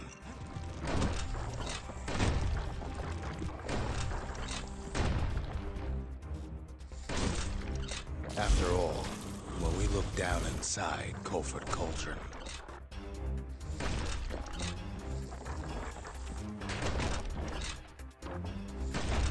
looked down through all the smoke and flames,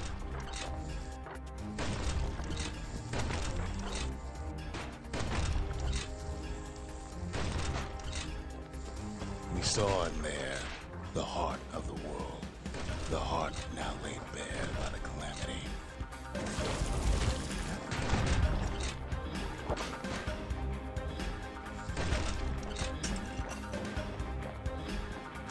We had to have it. As for the kid, he just has to get that shard out of there. Too bad taking that thing woke up every last stink eye from here to Charleston Bog.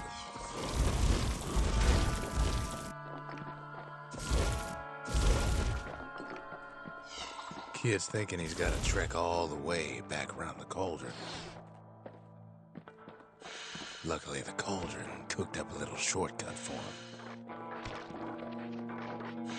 Sure, it ain't the most convenient path.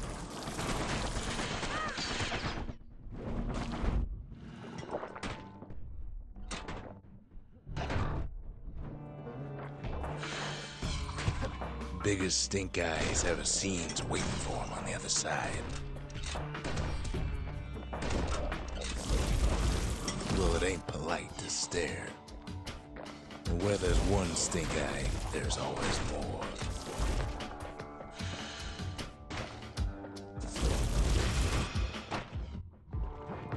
The cauldron's tenants all gather up to bid the kid a fond farewell. With a good spyglass, you can still see the cauldron from the city. But all the fires died out. There's nothing left of it.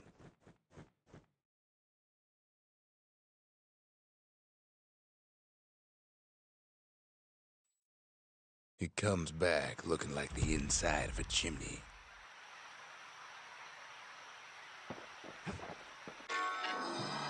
The shard works like a charm. You can hear the monument's heartbeat again.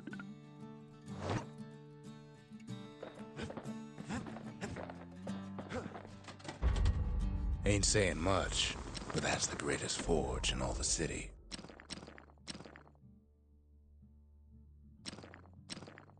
That's the way to make every shot count. At least it won't get cold around here with that thing around. Takes a lot of moving pieces to make a dependable sidearm. They said Queen Anne was just a folktale. Now there's living proof she ain't.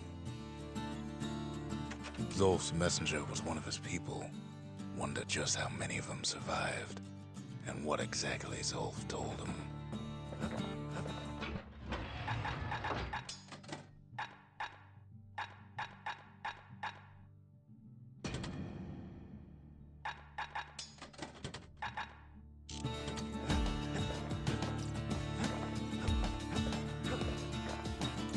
We spotted a pecker carrying a shard to Mount Zan.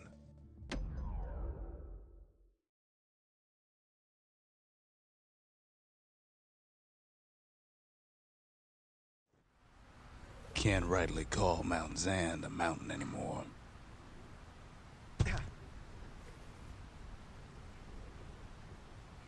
There's no more mountains now. There's no place left for the beasts of the wild to go.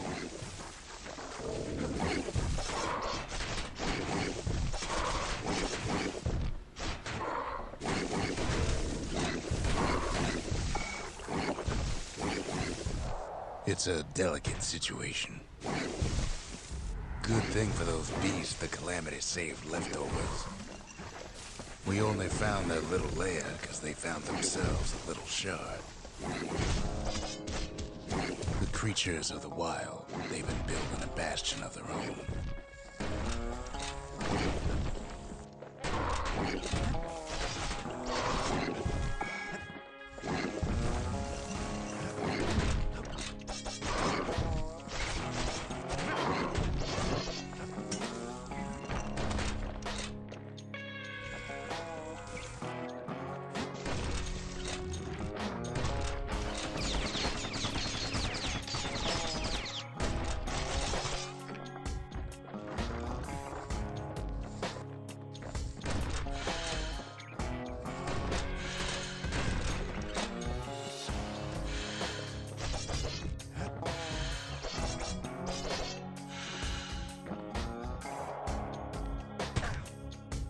Best thing we can do for those beasts right now is put them down quick and clean.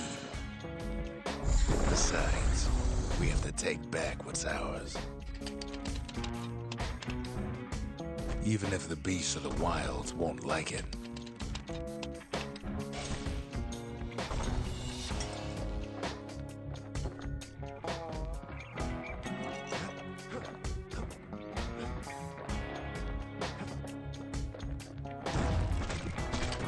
Look at it this way, it's either them or us.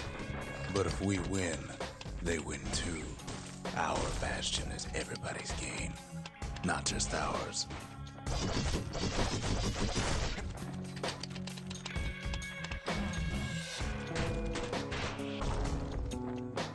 Unfortunately, there's no explaining that to a simple beast.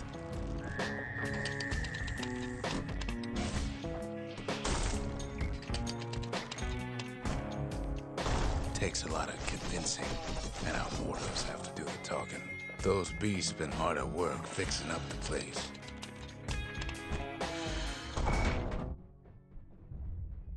They've been searching for cores and shards, just like we have.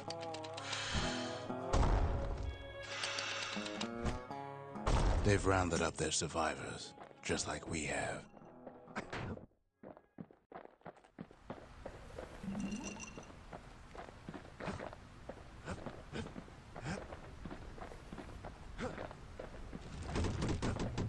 Maybe they've thought about turning back, just like we have.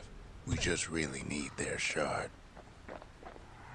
Kid got it fair and square.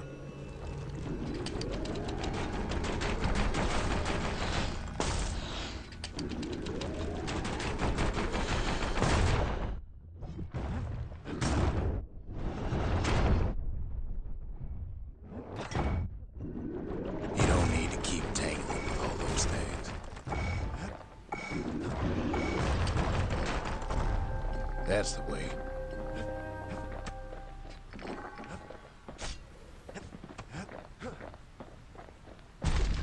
He's done what's best for him, don't you worry.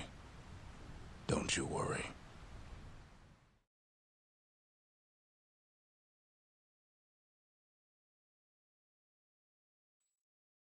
We'll all be better off once the Bastion is complete.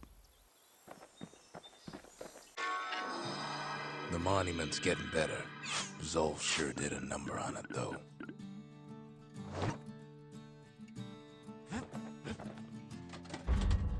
The memorial may be finished, but our part is far from over.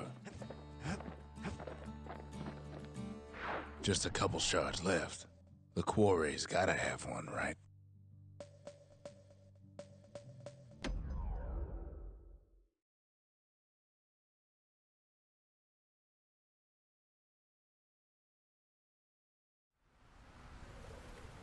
Imagine everything you'd need to build a city like Caelandia. It takes hard work and planning, and it also takes burstone quarry. The Ura tunnels beneath the quarry must have softened the blow from the Calamity. We bought the whole place from the Ura on the cheap. Same goes for its natives, rattletails. Why would the Ura put up with those pests?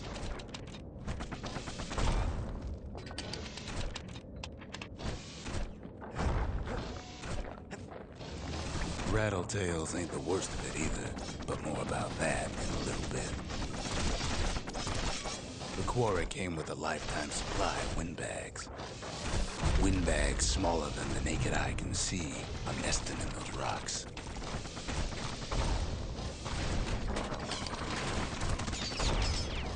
Not only are these rocks a source of life, we found that the oldest ones remember things.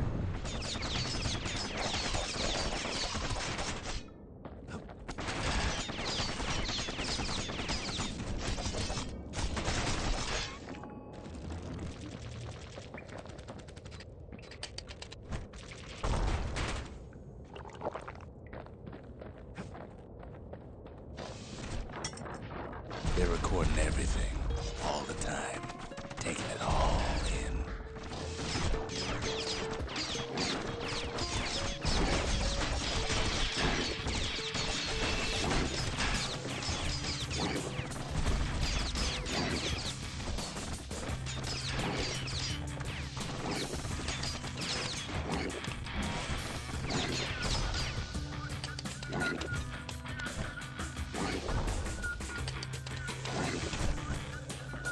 No wonder all those beasts were drawn to the quarry. The rocks were calling them. Keeping the quarry free from pests turned out to be a problem. Rattletails kept tunneling in to snack on windbags. Without those windbags, the quarry might not have its special qualities. Even stink eyes started taking root in here.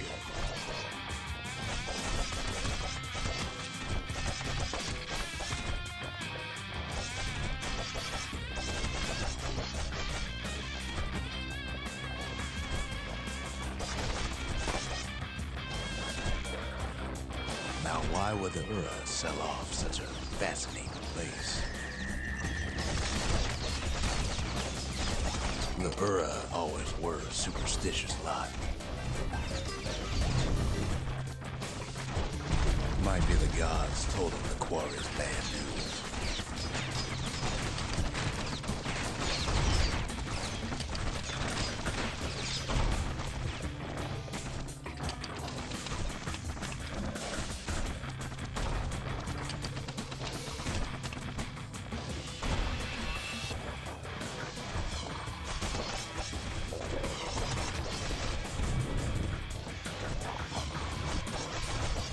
On top of that, you know the Ura hated anything above ground.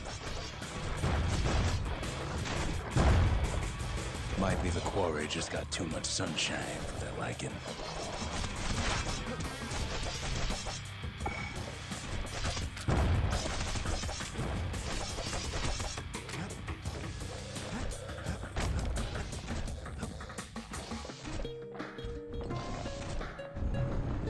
In any case, it's fair to say the quarry was a godsend.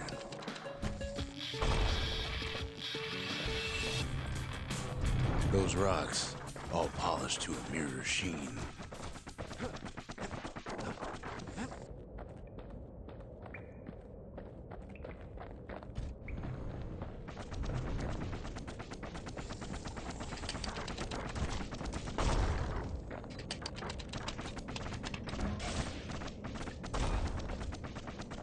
The largest ones, you know as cores.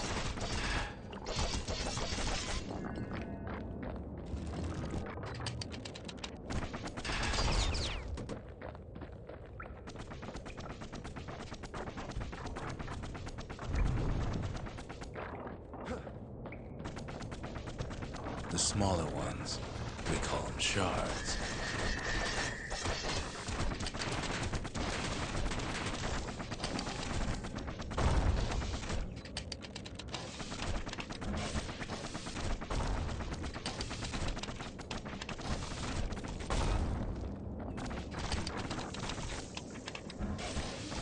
The shard's got a fraction of a core's power, enough to fuel a voyage to the motherland.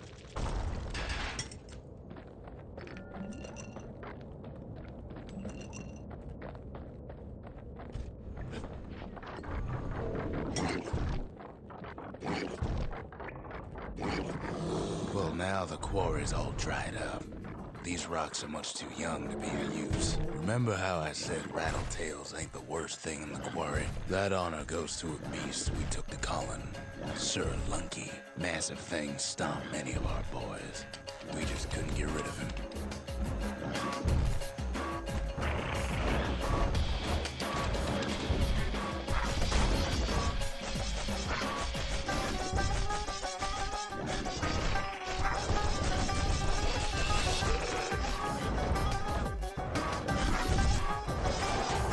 The only thing harder than the rocks burst in the quarry is Sir Lunky's head.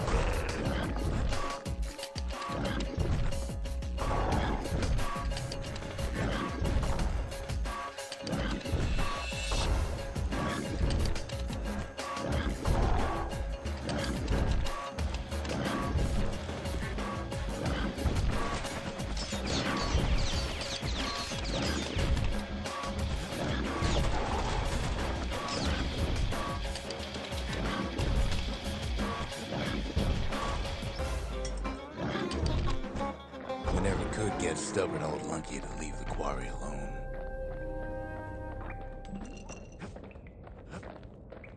Then the kid hears a voice calling from down the hall. "Are you all right?" it says.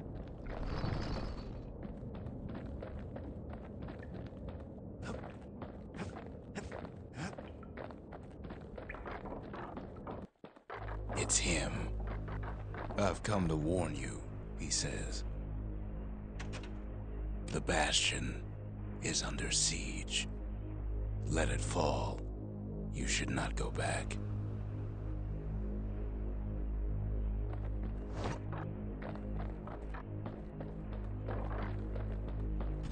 Kid hears him, but he ain't about to be deterred. "If that's the way it is," he says, "then I won't stop you. Because my countrymen will."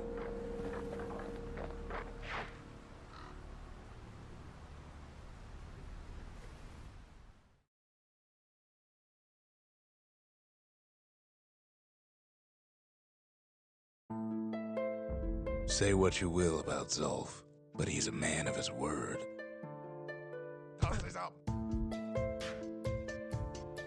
His countrymen don't much care for pleasantries, though.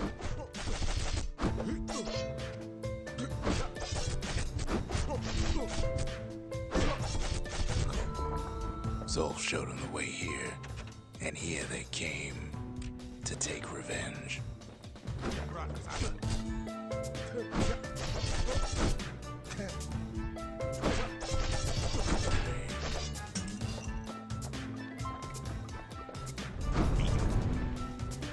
They got inside the Bastion and shut the door.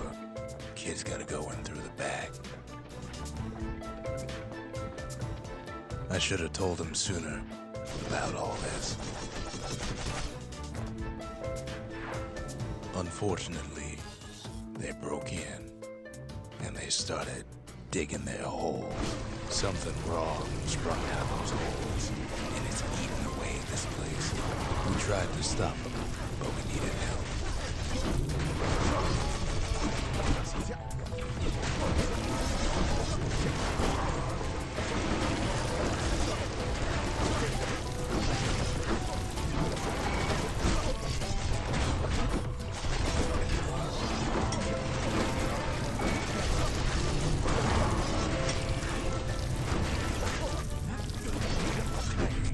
Our little squirt, we don't make it.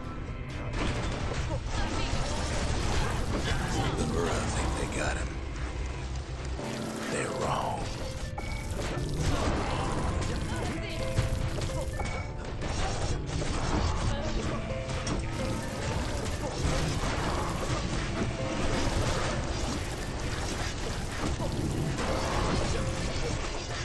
Somehow, some way, he sends those Ura packing. Problem is, it didn't matter. Zolf's plan worked.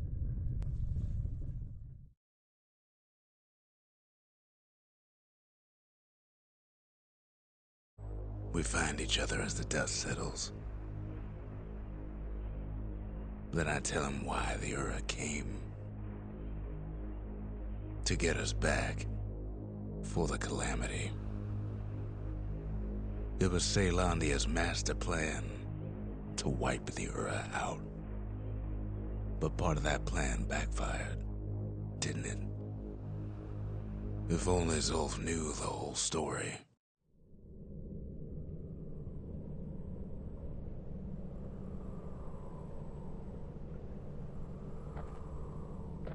Ain't always much to say. The shards can put this disease in remission, but there's only one cure. We need to finish what we started.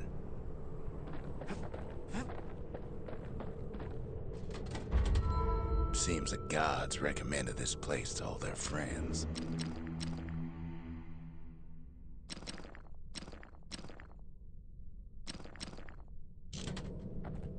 Now all we need is one last shard. The Ura swooped down from the east. At least now we know the way.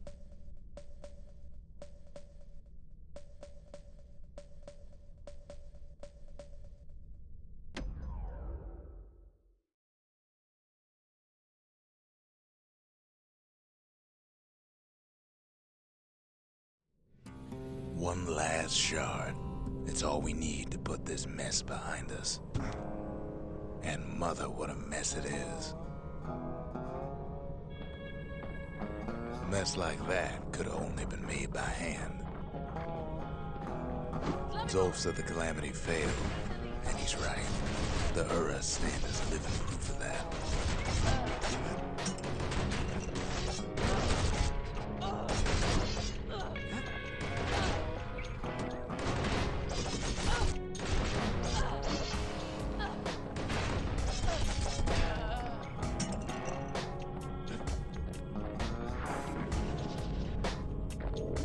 At the heart of the Calamity was a simple idea.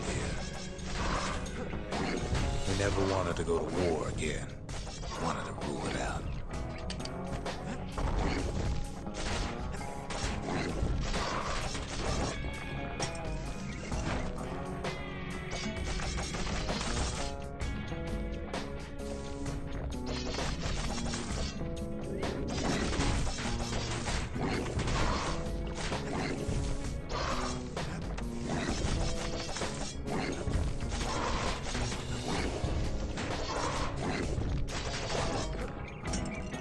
put a lot of folks against that problem.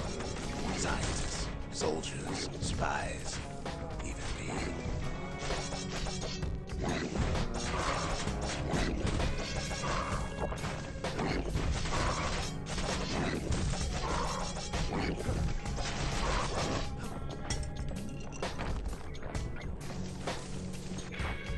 We sought solutions far beyond the city. We traveled near as far as the kid's going right now.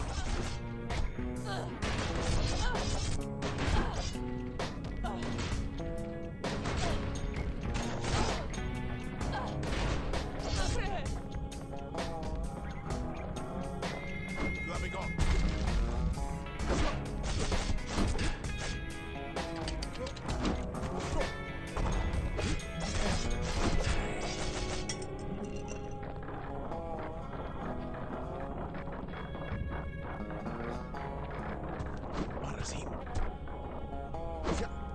Most of our efforts didn't bear fruit.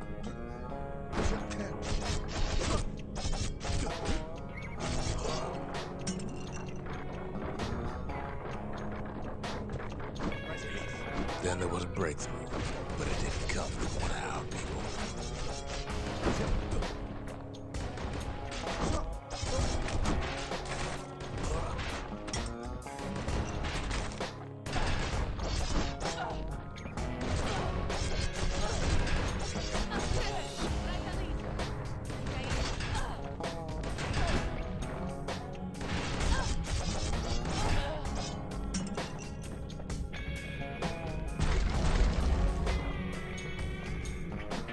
It came from an a brilliant young scientist named Ven. Ven worked for the Mancers, the sharpest knives in the city's drawer.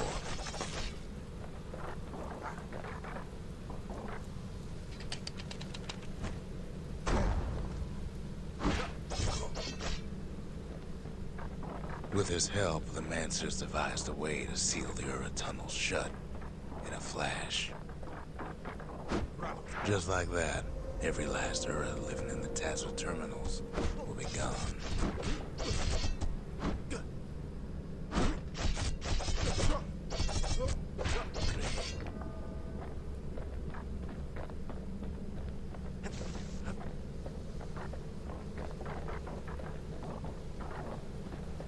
This discovery was never to be used, they said, except as a last resort.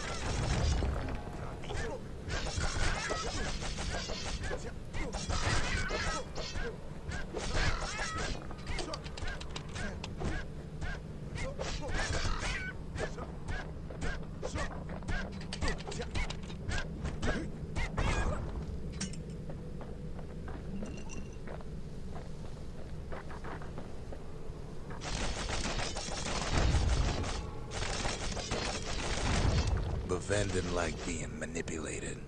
He had plans of his own.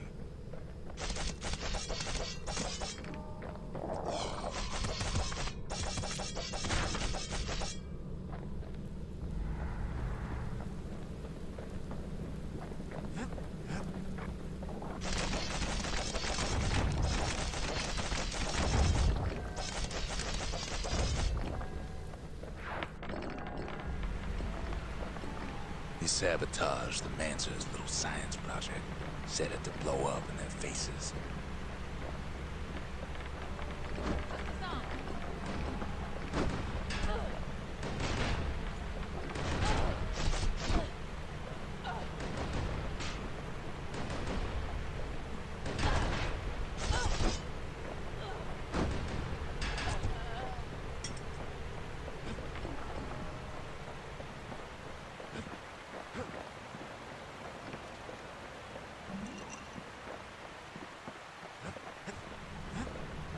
Imagine how Ven must have felt when they finally made him pull that trigger.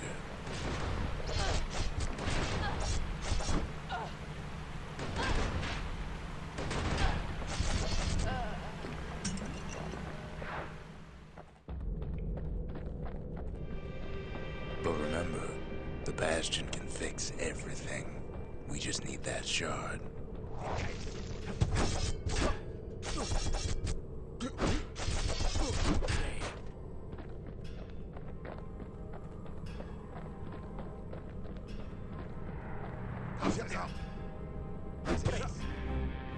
Too bad the Ura ain't exactly been willing to collaborate on that front.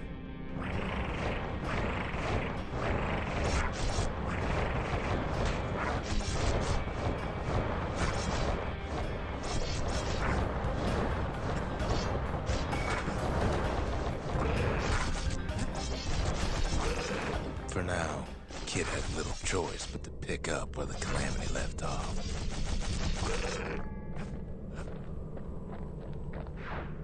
First things first, though. There's someone we figured needed rescuing. See ya.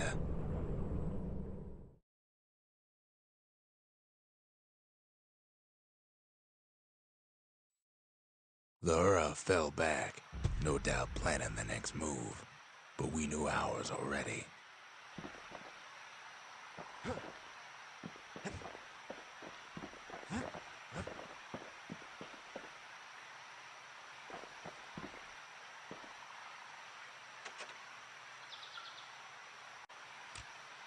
There's something we had to do before going after that last shard.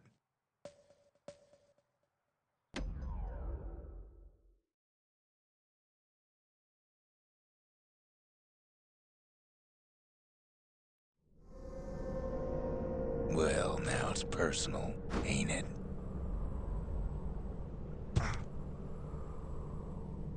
It's personal for him, and it's personal for me. How's that up? He finds his moment to strike. They never saw him coming. He gets his hands on the care package I sent him.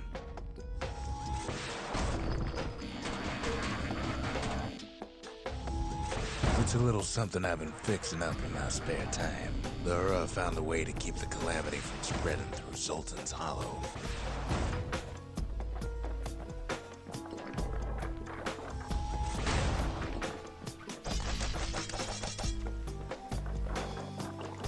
They got their own security and everything. Pretty fancy.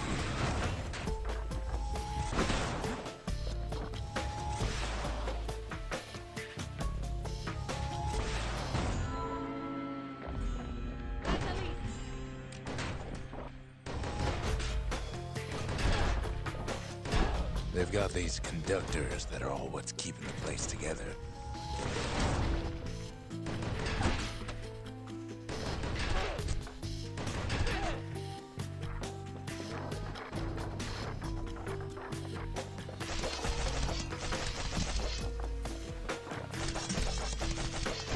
Those rocks are like tumors, the same kind the Ura planted in the Bastion.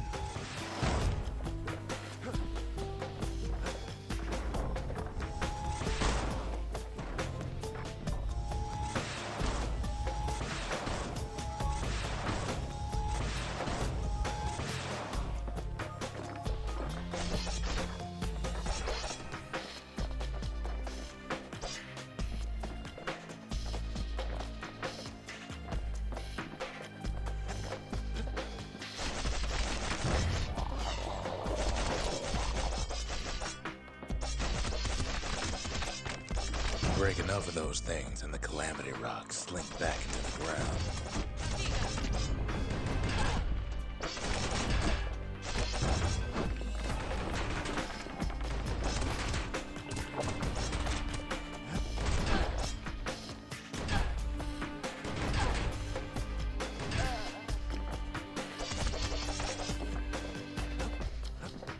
Well, the Ura must be in a panic right about now.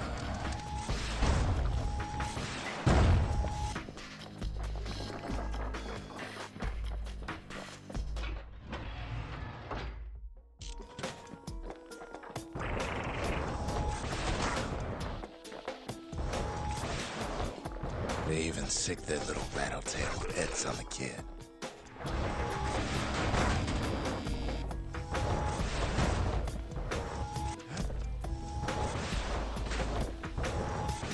Those rodents are just a bump in the road.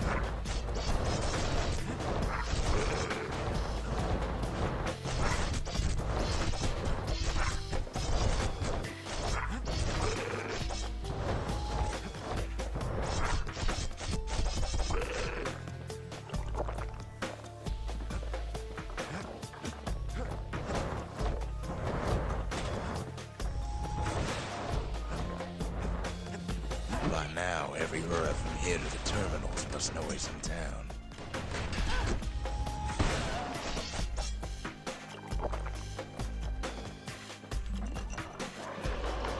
Most of the Ura's conductors are squared away in the middle of the hollow.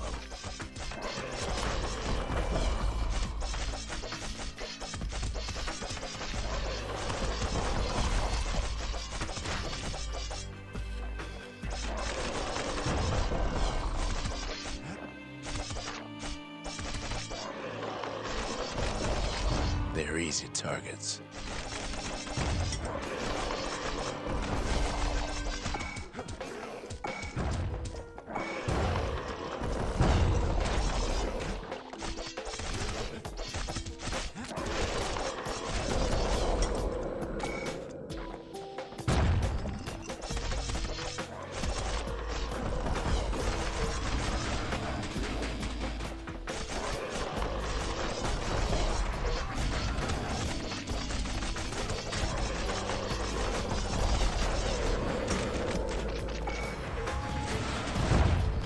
Those Calamity rocks must be eating that place apart from the inside.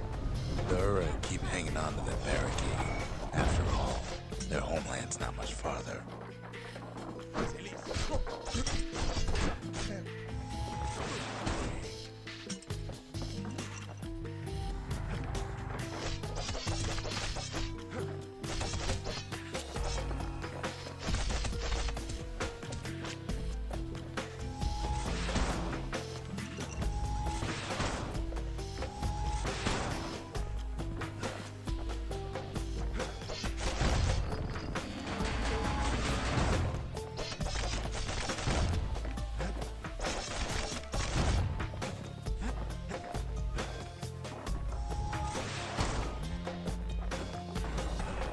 Some of them are downright bewildered by what's happening.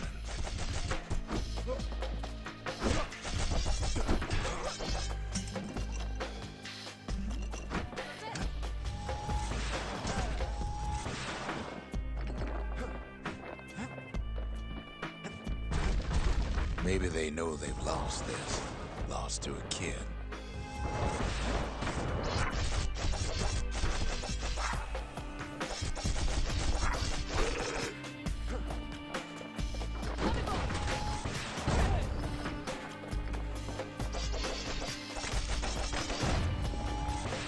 They underestimated us. Had us pegged all wrong.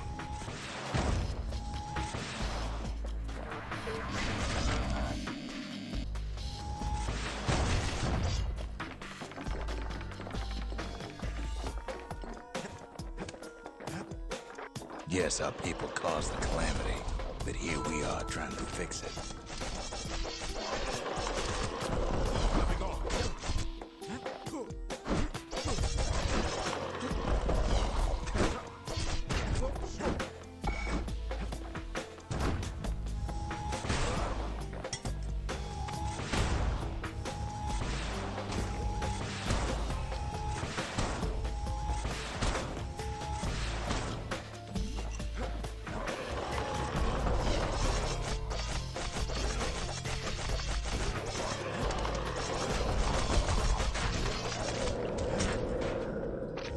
Shame the opportunity for civilized discourse is over.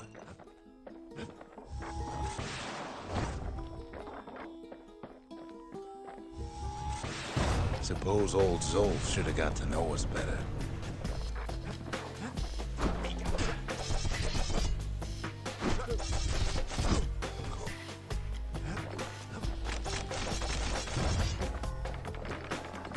Maybe I should have trusted him.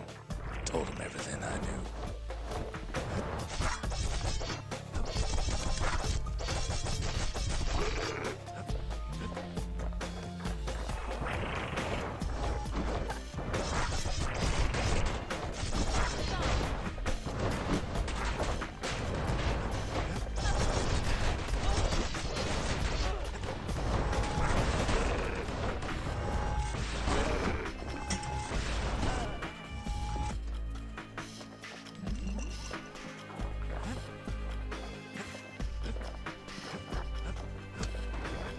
Zolf, the Ura, They have every reason to be angry. Beyond angry.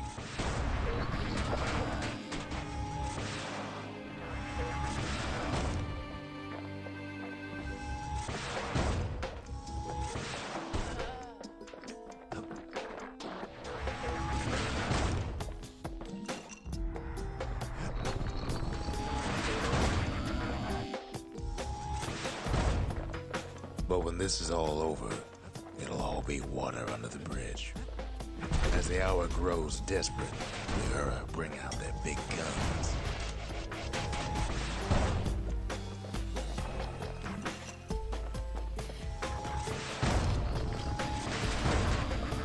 There's nothing standing in his way no more. He sees the Tassel terminals loom large on the horizon.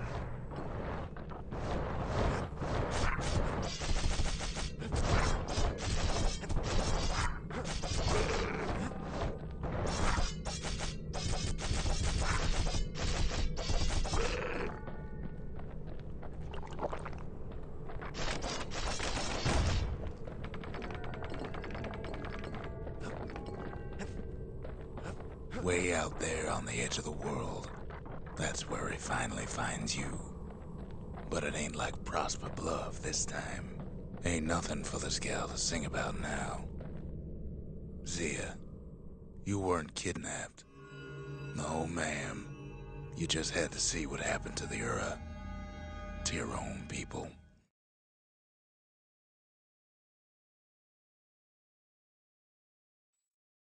You had to see if everything Zulf wrote to you was true.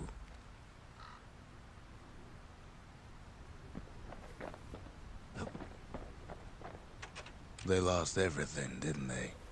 But they just keep on fighting like that's gonna bring it all back.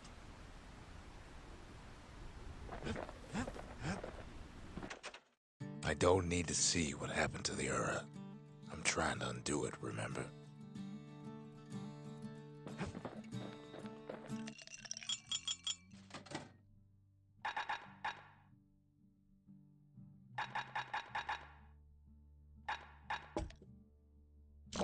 Live wine so rich, they say it's brought men back from the brink for one last taste.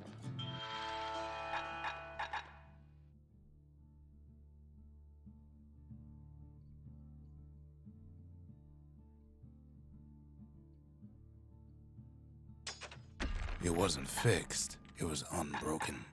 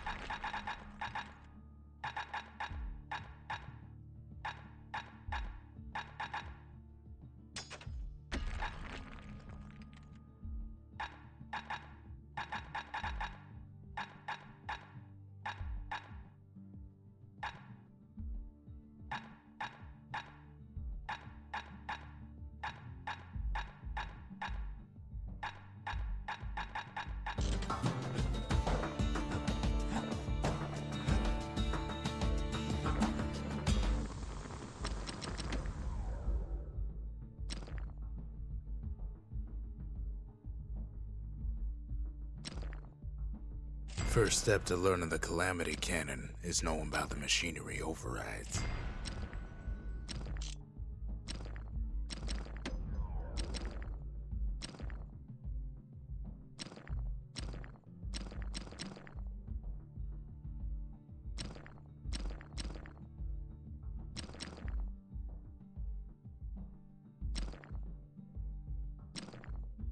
Points just don't get any sharper than that. Once the kid gets that last shard from Zulf, it'll all be over.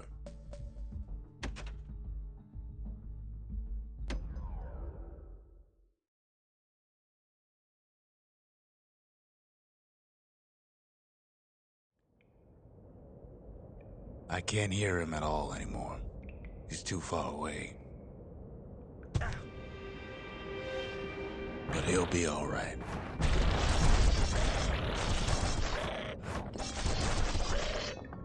Just needs to get that shard from Zolf and come on home.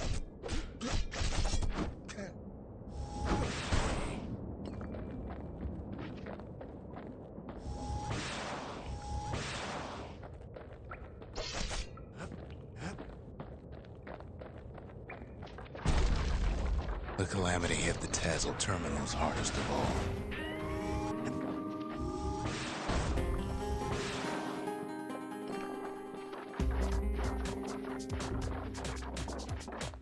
You know why Zolf went back there. The place was his home. All his old friends and family were there.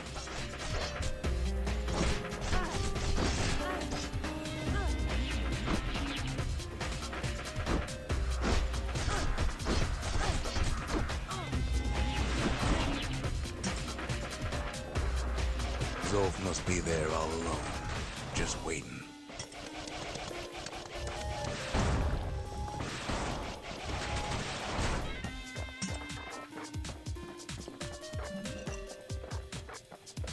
You know what's funny? All we can do is sit and talk. Well,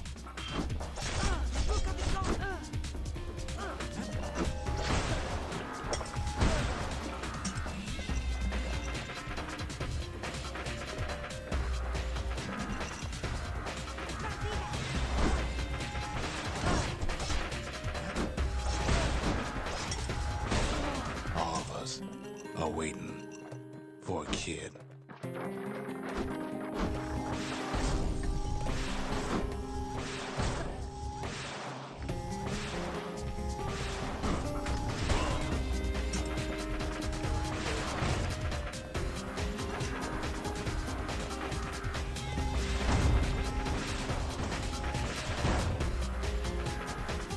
Look around. There's not much left to do here in Bastion, I'm afraid. So why not tell each other stories to pass the time, right?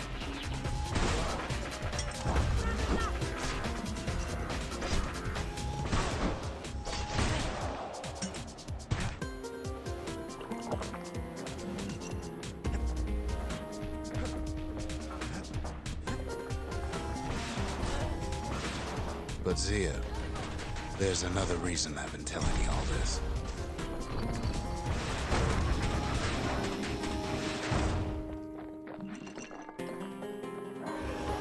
When the kid brings back that shard, the Bastion will be complete.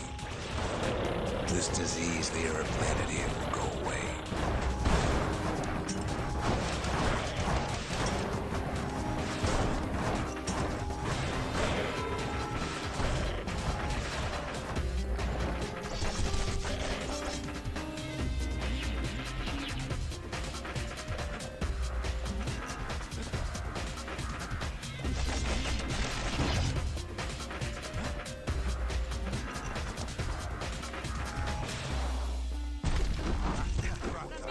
Caelandia will be whole again.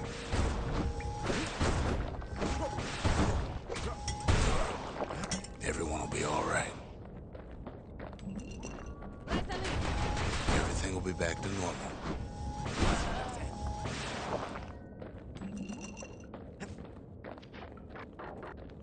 Problem is,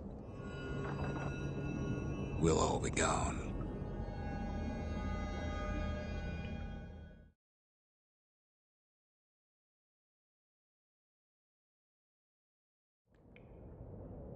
Oh, we're not gonna die. It's more like all of this will just stop.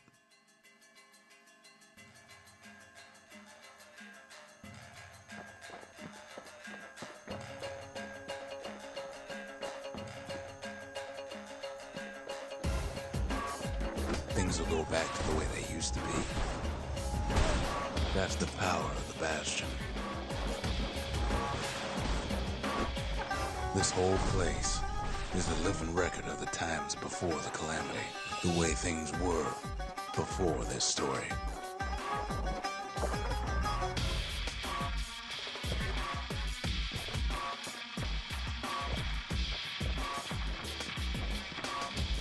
You Be your old self again.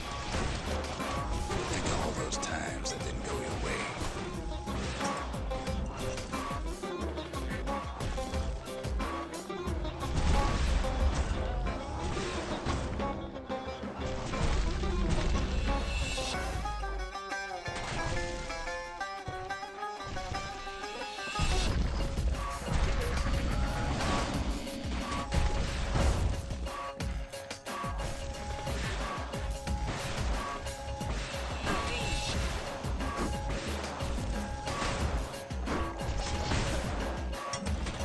Follow me.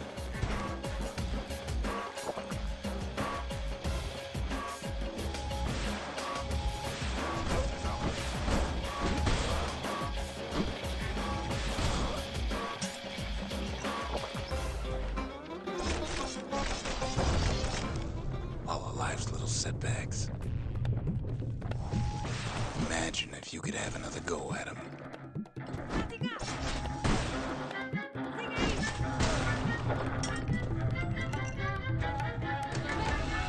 Mistakes.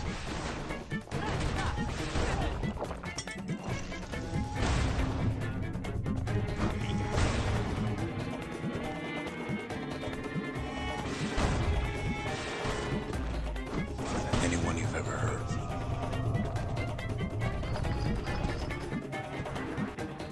Everything you've ever done, you could do it over. And wouldn't that be grand? Wouldn't you agree? Well,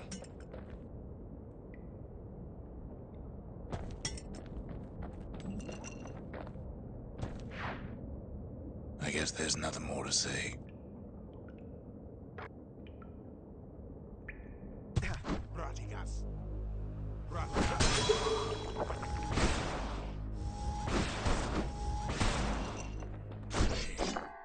Who am I kidding?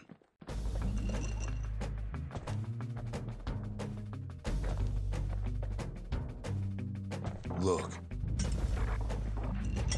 there's something else. A confession. How come I know so much about the Bastion?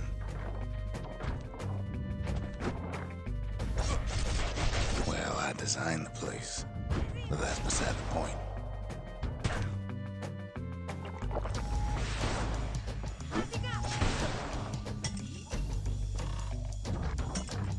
There's one problem with a place that sets things back to a bygone time. You can't test it.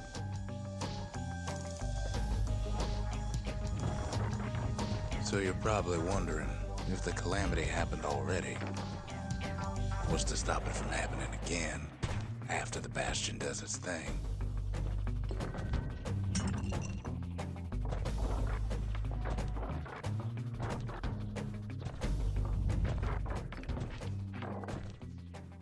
The answer is,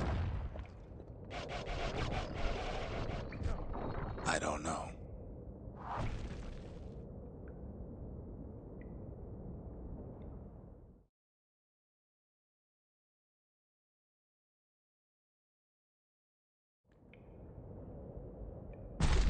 You're wondering if there ain't some other way out of this mess. It's all right.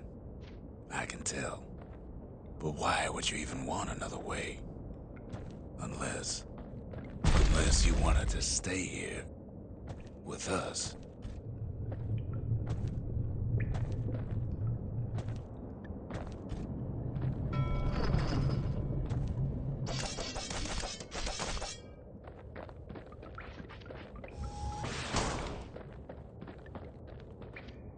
Well, that's sweet and all, but I don't know if I can stick around.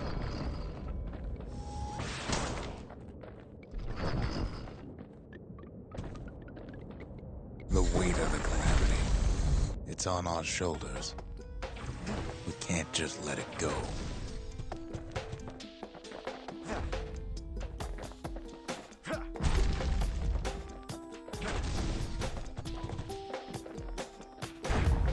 Bastion does have another function, strictly speaking.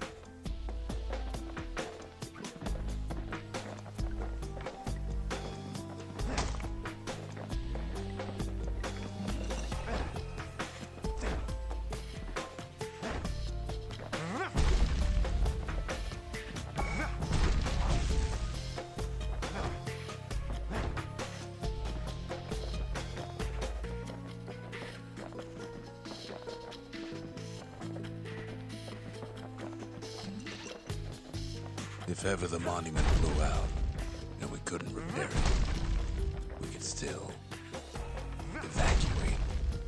First, we'd round up as many folks as we could carry. Next, we'd detonate the cores, and we'd take off away from here.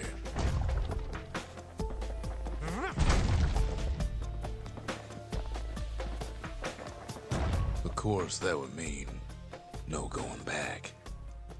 Ever. But then again, that way all of us could leave the city together.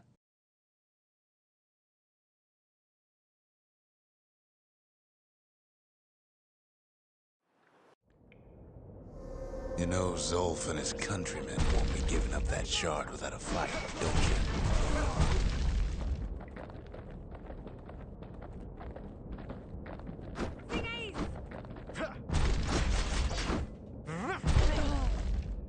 Zolf and the Ura, all they want now is to see the Bastion fall. Zolf dedicated his life to a lasting peace between the Ura and Caelandia.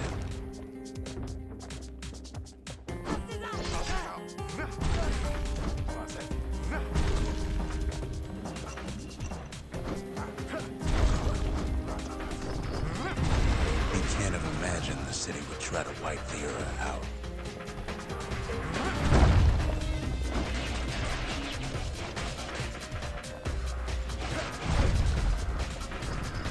Zolf ain't lost every shred of decency though, has he? He tried to warn you about his plans. He tried to warn the kid.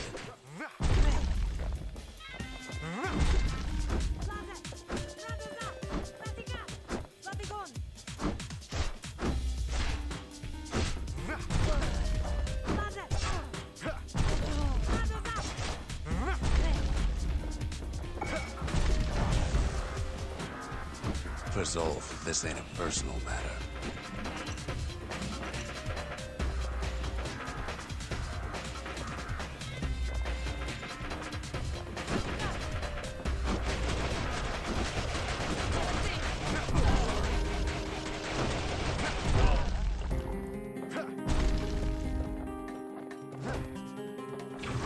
It ain't a simple matter of pride either.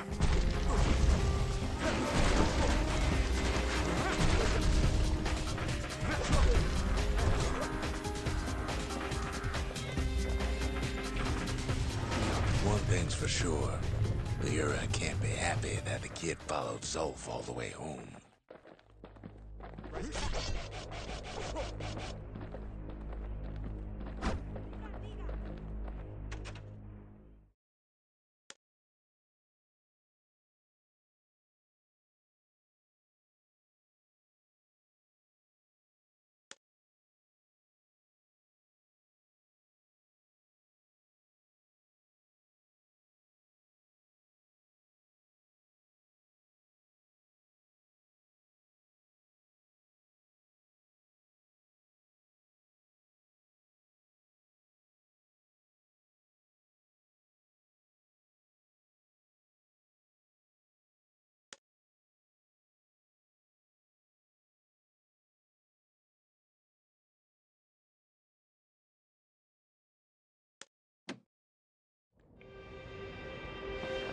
Kid saves Zolf once, but I don't think he'd make the same mistake. I wouldn't.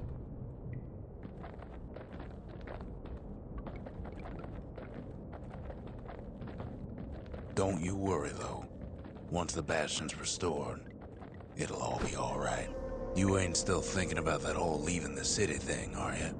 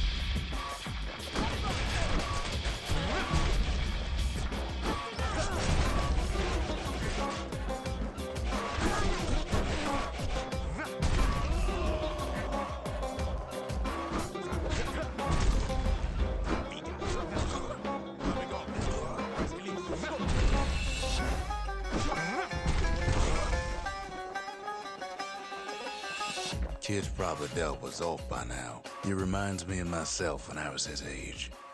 I ever tell you about those days?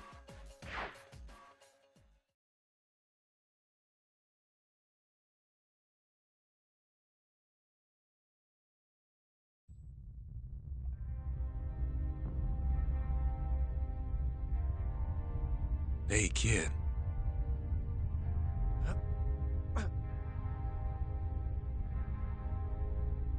Get up, kid.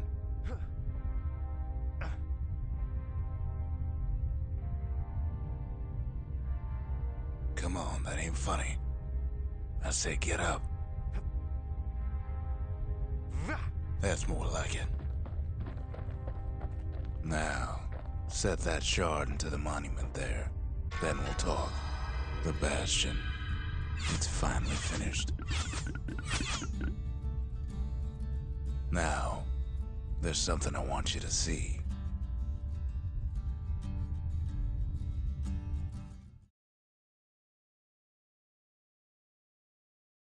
Welcome to the heart of the Bastion. I ain't one for long goodbyes, so here's the deal. Zia and I figure you done the heavy lifting, so you get to do the honors. We can tell you how to work this thing if you got any questions. Hey, kid. You can undo the Calamity here and now. Go on, kid.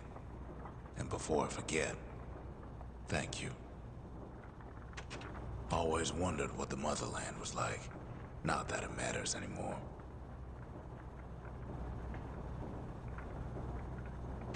Zolf only brought more ruin to the Ura. No wonder they didn't take kindly to him. You've got one thing left to do, so you hang on to that badge. Besides, you earned it. You made it. So, let's see.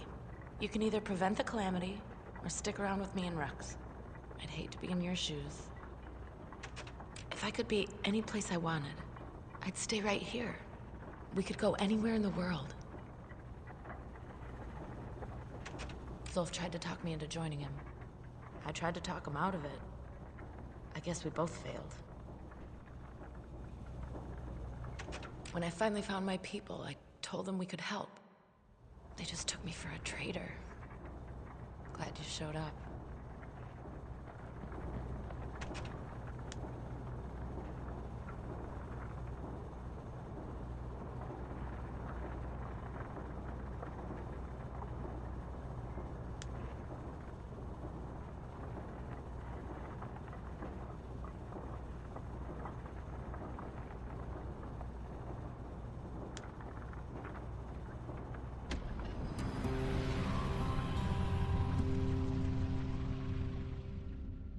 It's finished. Now, sit tight. It'll be over soon. No matter what happens next, you're done good. I suppose all that's left is to try and remember this moment. The Bastion's gonna take us back to a better time. Before any of this. Might be we'll forget everything you've done. And each other. Though after all we've been through, I find that hard to believe. So long, kid. Maybe I'll see you in the next one. Caelandia, we're coming home.